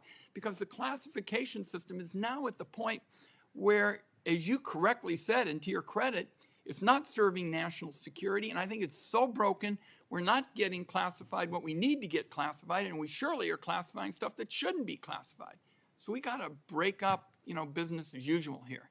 And it's only going to happen, to me, in my view, if you can push the National Security Council. Can you commit to doing that? Thank you, Senator. First of all, for your and for Senator Moran's attention on this issue, I think it is incredibly important and something that over many years, I think for all of us, we've seen the frustration of actually trying to make this better. I know the President is committed to this issue. I absolutely will ensure that he and the National Security Council know of your concerns and relay them as such. I want to also ask you, Madam Director, about security clearances and past marijuana use. At the end of 2021, you issued guidance that past marijuana use was not by itself a disqualification for security clearance. I think it'd be very good if you could tell the American people why it's important that this past use not be a disqualification to serve your country. This is a national security issue, and we desperately need people. We've got new members in this committee. We've been talking about languages that they're going to be focused on as we try to recruit and the like. Tell the American people why past marijuana use is not a disqualifying for the national security post. Thank you, Senator. I think we recognize, frankly, that many states have legalized or decriminalized marijuana use, and wanted to be sure that we're not disqualifying people solely for that purpose in that context. We obviously believe that we want to have the talent that exists in America, and when somebody is using experimentally in a legal state, that's something that shouldn't on its own essentially disqualify. We continue to approach this from a whole of person perspective, and we expect if anybody takes the job to comply with our policies and our laws in a trusted position. My time is up. I only want to say that I know we've got some big privacy issues ahead of us, and I want to thank all of you for keeping your door open to discuss them with me. Thank you, Mr. Chairman. Thank you, Senator Wyden. Senator Collins. Thank you, Mr. Chairman. Director Haines, I want to follow up on the Vice Chairman's questions to you and the panel about the origins of COVID. We know that 6.5 million people have died, that trillions of dollars have been lost in economic activity. We also know that had we known early the origin of COVID, we might have been able to change the trajectory and been better prepared for future pandemics. So this matters. It is disturbing to me that in your written statement, you say all agencies assess that two hypotheses are plausible explanations for the origin of COVID: natural exposure to an infected animal and a laboratory-associated incident. That's one of those statements that's technically true, but misleading. We've heard the FBI director today say that the most likely explanation is a laboratory incident. We know that the Wuhan whistleblower who first raised alarms was silenced by the Chinese government and later died of COVID. We know, as your statement says, that Beijing continues to hinder the global investigation, resists sharing information, and blames other countries. Those are not the actions of an innocent party. We know that the Department of Energy has changed its assessment to say that most likely cause is a laboratory incident. I just don't understand why you continue to maintain on behalf of the intelligence community that these are two equally plausible explanations. They simply are not. Thank you, Senator. And I think I share your frustration with the fact that China hasn't been more cooperative on this issue to provide intelligence that would be of use to the scientists and others who work on these questions. And I think, you're absolutely right. This is critically important. It has been extremely challenging. Let me give you where we are in the intelligence community with more precision to your point. There are 4 elements plus our National Intelligence Council that assess with low confidence that the infection was most likely caused by natural exposure to an infected animal. So the IC remains divided on this issue. We have the FBI, as you noted, that sees it as more likely that it's a lab leak and has done that with moderate confidence. And the Department of Energy has changed its view slightly with low confidence. It says that a lab leak is most likely, but they do so for different reasons than the FBI does, and their assessments are not identical. So you can see how challenging this has been across the community, and not even every element of the IC has been able to put themselves on one side of the ledger or the other. I've given you, essentially 7, but not everybody has been able to put themselves on one versus the other. So it is a really challenging issue, and I think our folks honestly are trying to do the best that they can to figure out what exactly happened based on the information they have available to them. Let me switch to a different issue, general barrier.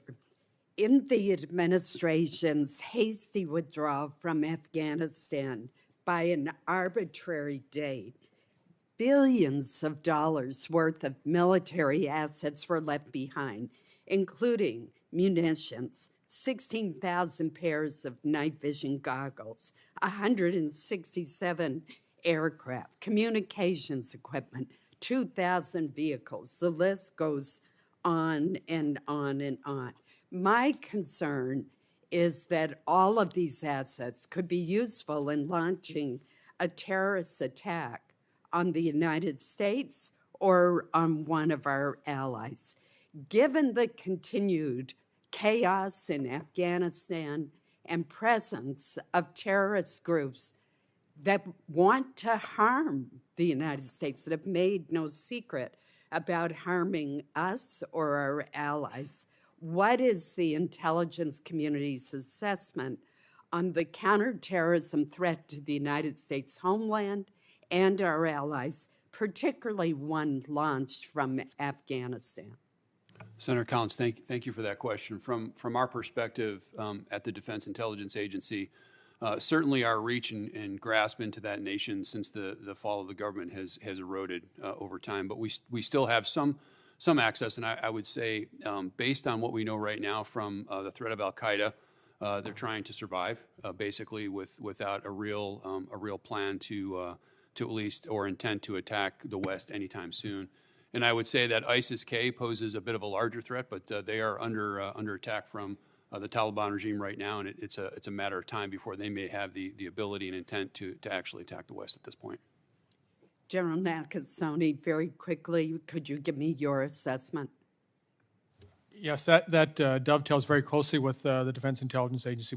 We see the same challenges across the IC with some of our collection, but we do see a challenged ISIS-K in Afghanistan right now as they battle the Taliban.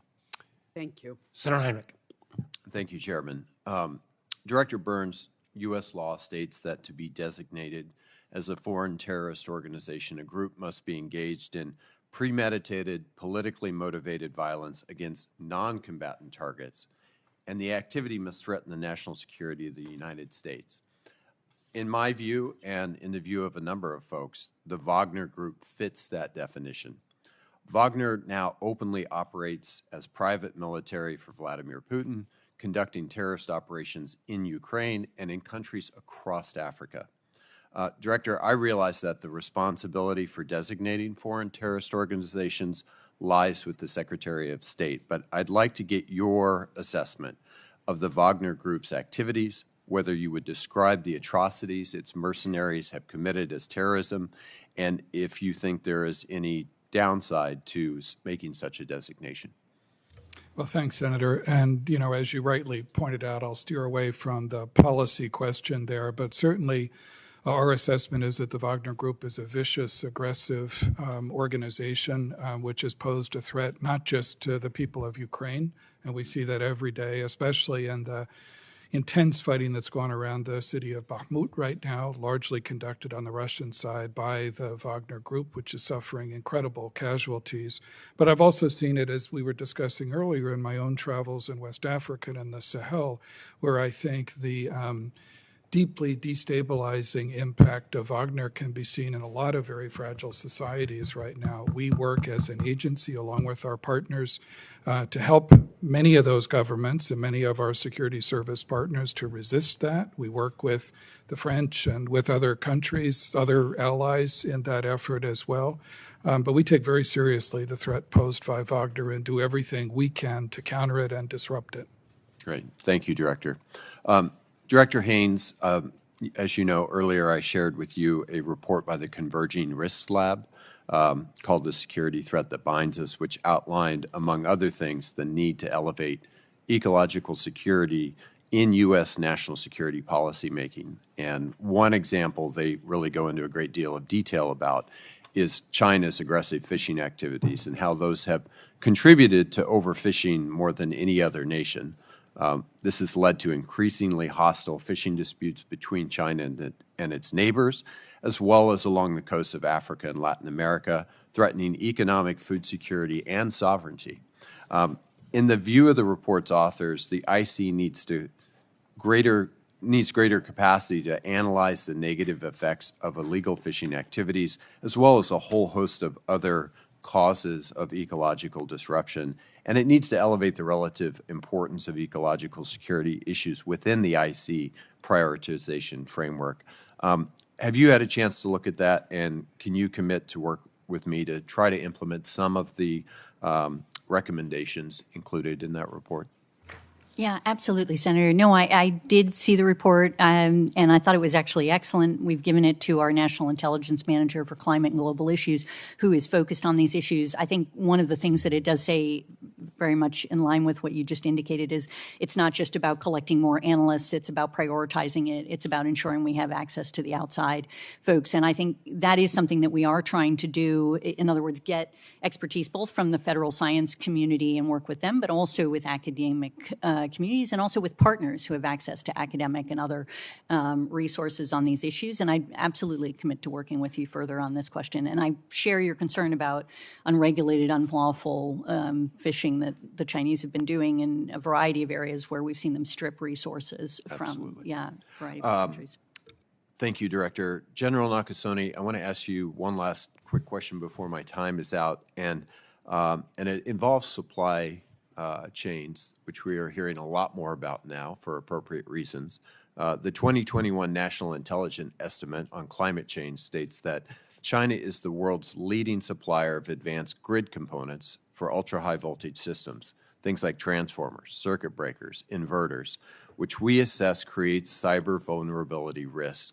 Can you talk a little bit about your concerns about those vulnerabilities to our electric grid and what it means to currently be dependent on China for components for things like large power transformers? Senator, you highlight the challenge of supply chains, and we know supply chains well, even from a different adversary with solar winds. What have we learned? I would tell you, first of all, is that as we are reliant on more and more nations to provide this type of capability, we have to have a vigilance in terms of how we look at this, whether or not we're understanding the complete supply chain of the critical pieces that come into it, or whether or not we have censoring on the other end that tells us something is anomalous, something is unique, something that has changed.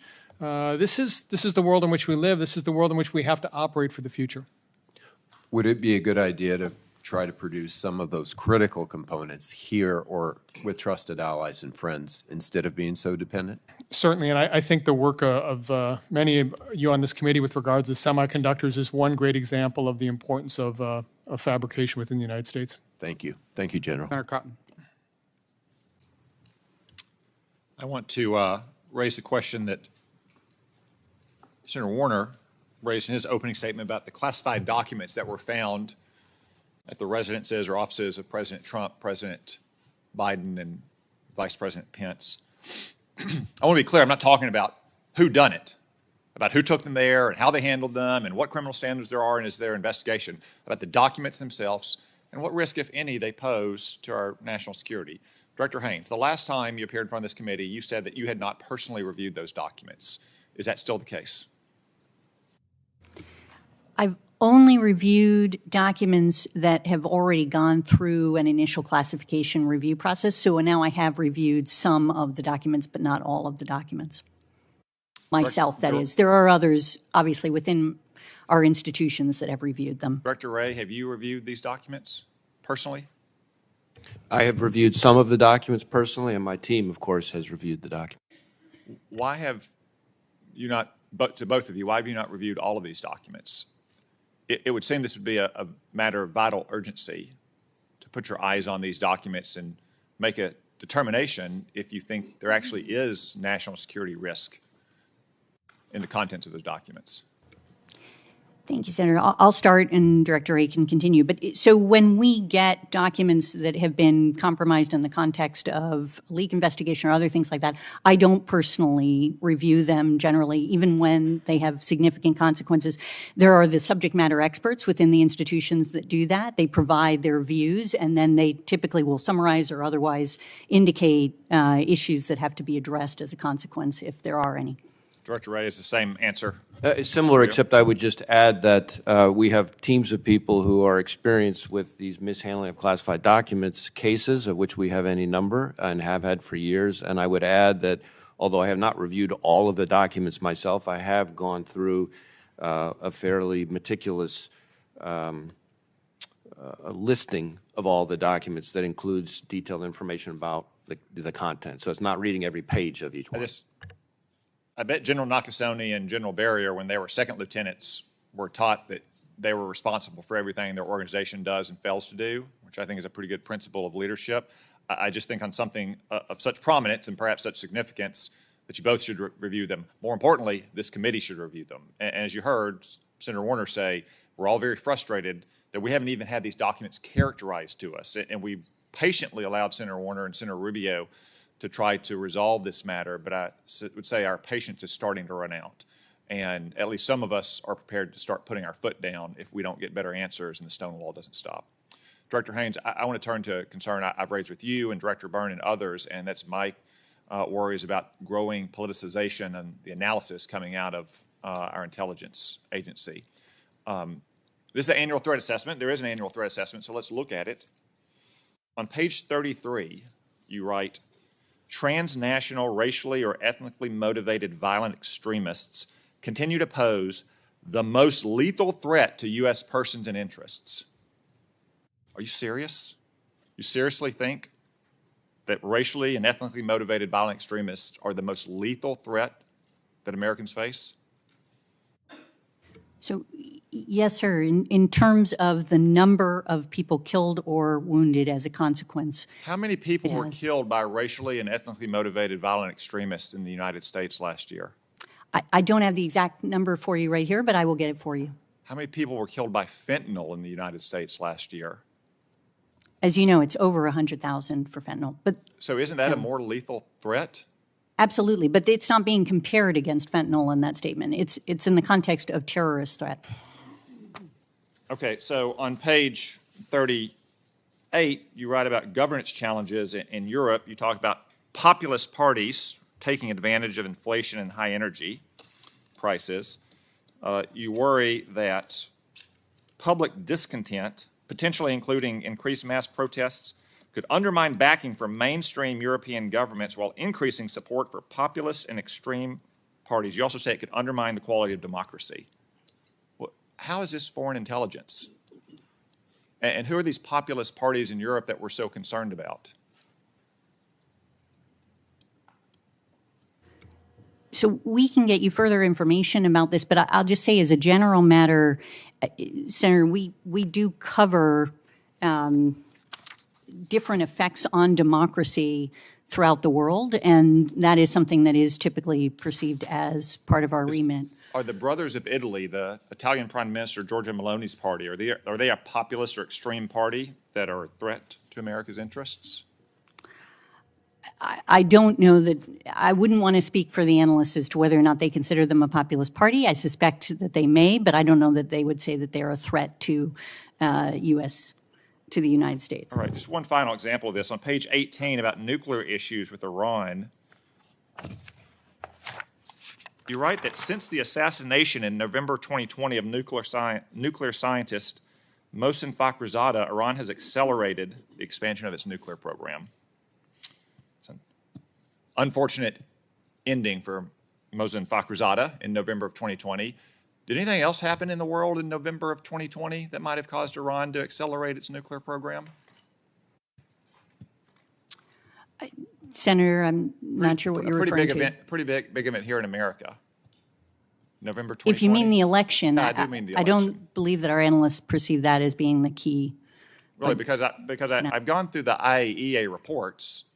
Iran took almost a year after President Trump withdrew from the nuclear deal until the summer of 2019 to say it was going to incrementally begin to breach its limits. After we killed Qasem Soleimani in January 2020, they basically ceased all enrichment or other activity. And since November of 2020, they've reintroduced advanced centrifuges. They began enriching uranium past the critical 3.67% mark. They produce uranium metal. They've moved enrichment underground. They're now enriching to almost 90%. Undersecretary of Defense for Policy Colin Kahl said to the House recently that they're just 12 days away from a breakout, implying that all happened on the former administration's watch. This has all happened since November of 2020, Director Haines. And your report says nothing about the Biden administration's policies. You really don't think the Ayatollahs had any change of views once it was clear Joe Biden was going to be president?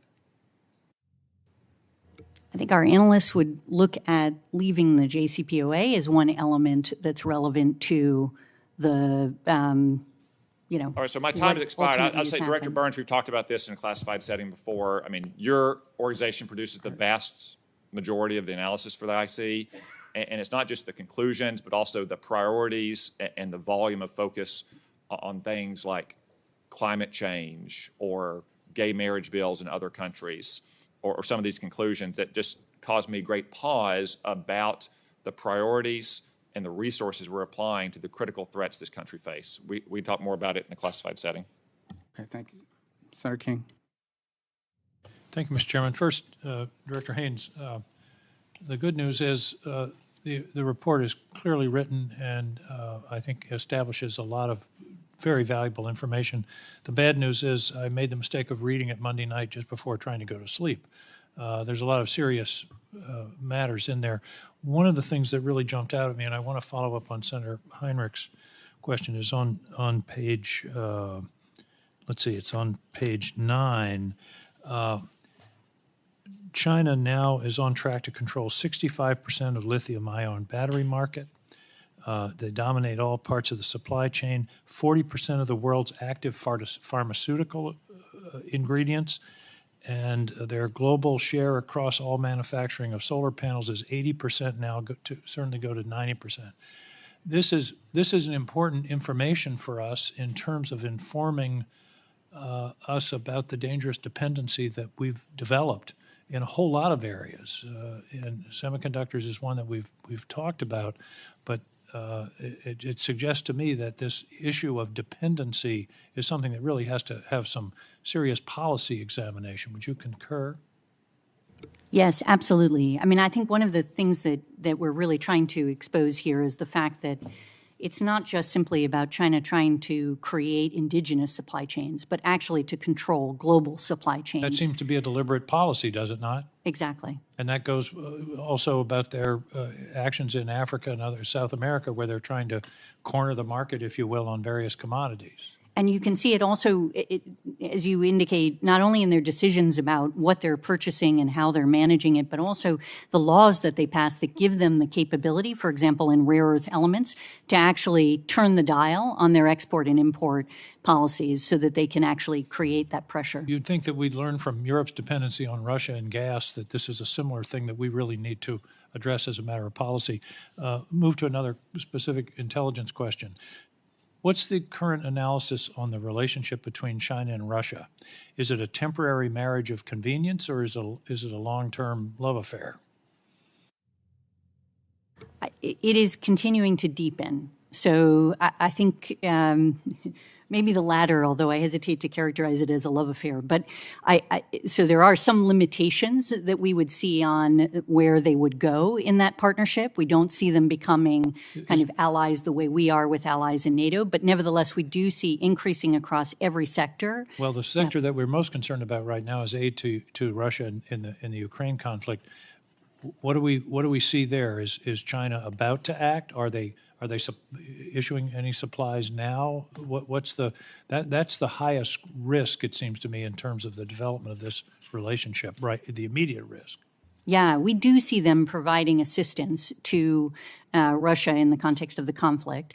And we see them in a situation in which they become increasingly uncomfortable about the level of assistance and not looking to do it as publicly as might otherwise occur, and given the reputational costs associated with it.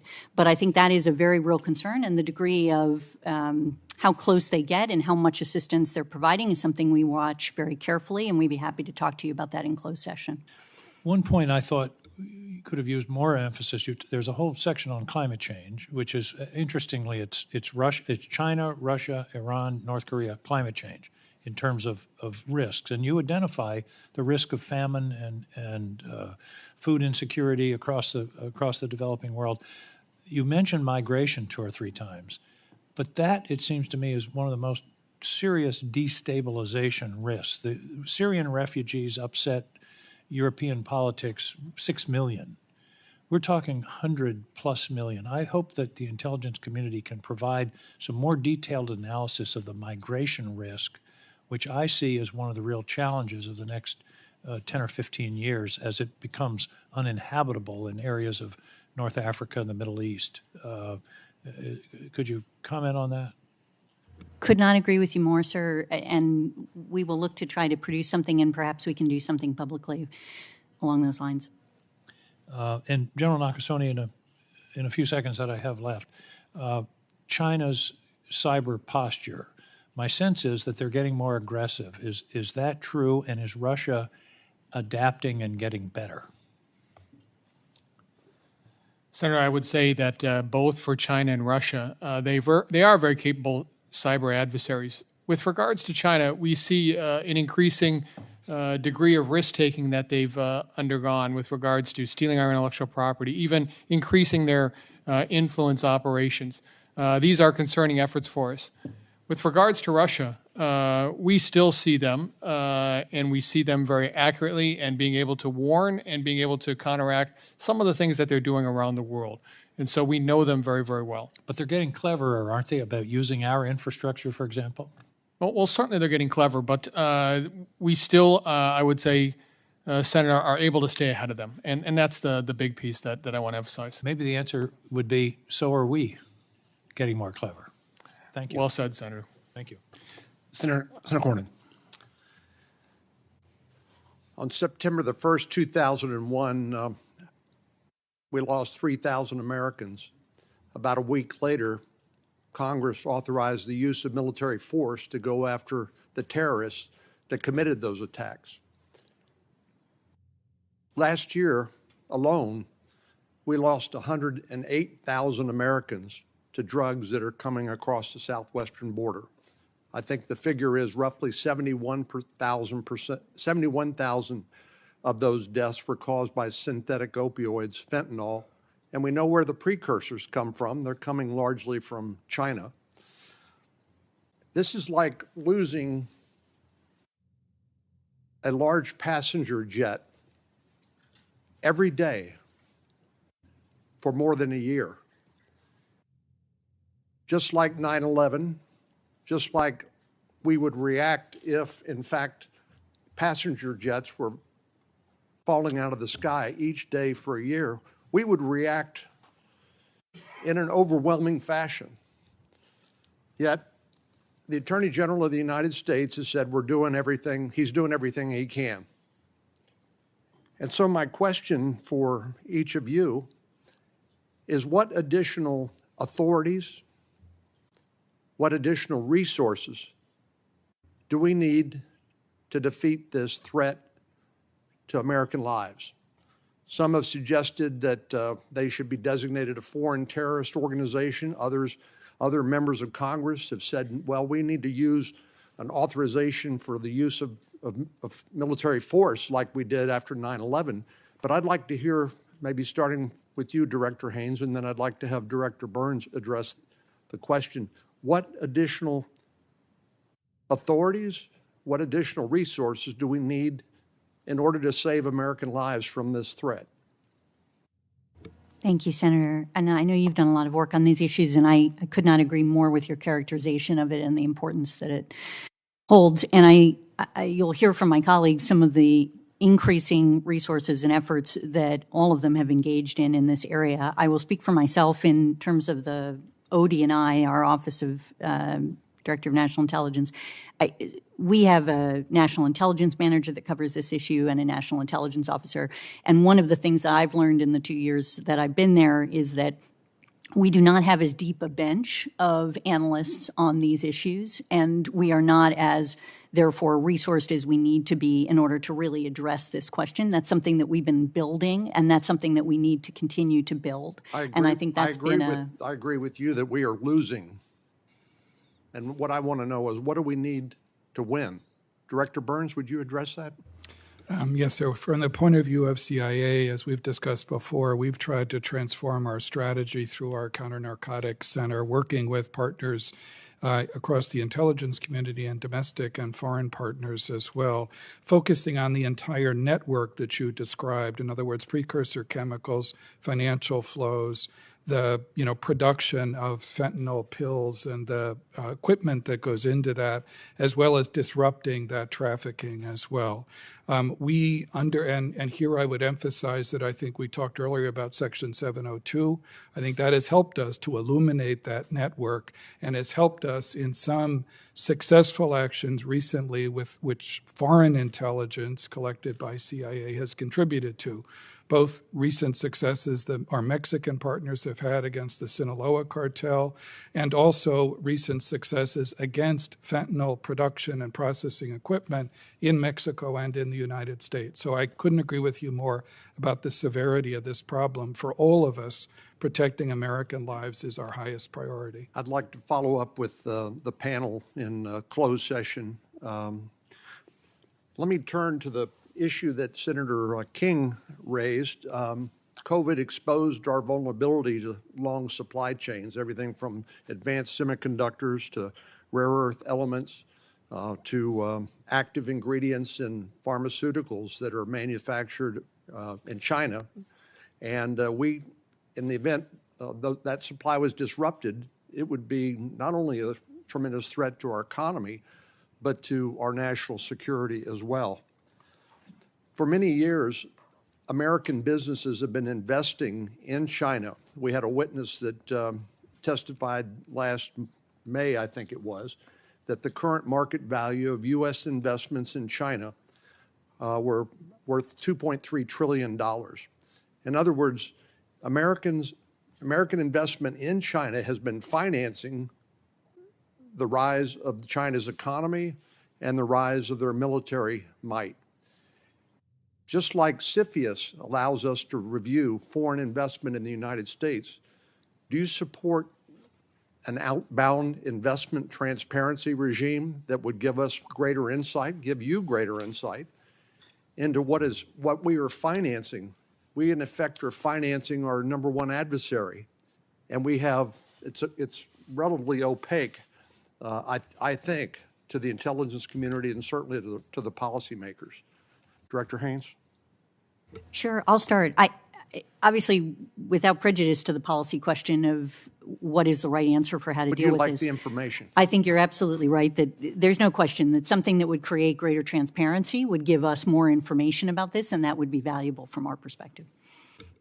And I think Senator Cornyn raised a good point, and something we've discussed at some length, how we have to make sure we're also following what particularly China is doing in other nation states. Senator Bennett. Thanks, Mr. Chairman. And I just would make a comment on Senator Cornyn's question to you and your response to Senator Cornyn. I mean, Colorado is being overrun by fentanyl.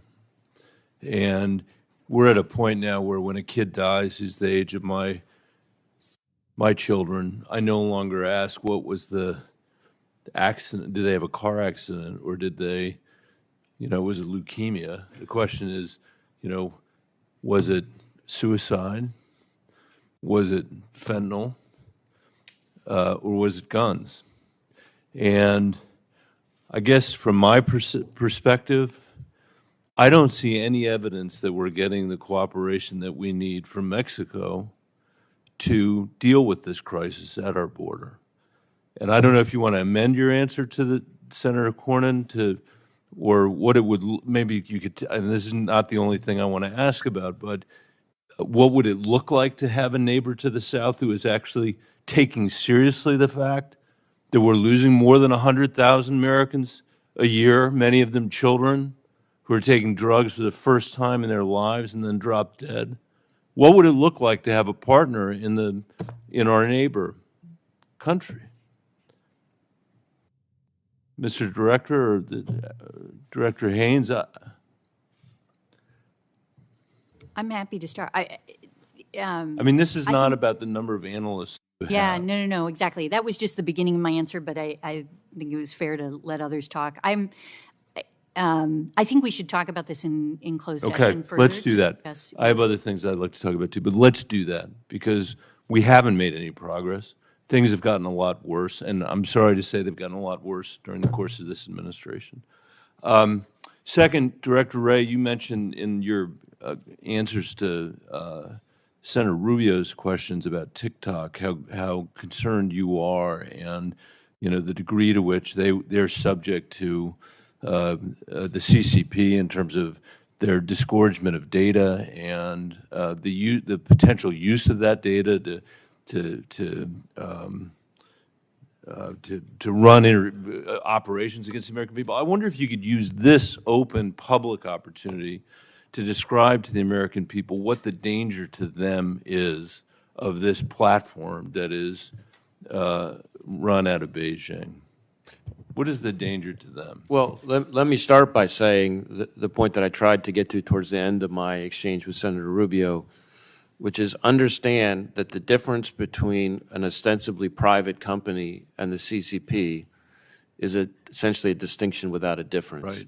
So if you were to ask Americans, would you like to turn over your data, all your data, control of your devices, control of your information to the CCP, most Americans would say, yeah, I'm not down with that, as my kids would say. That's the question we're asking.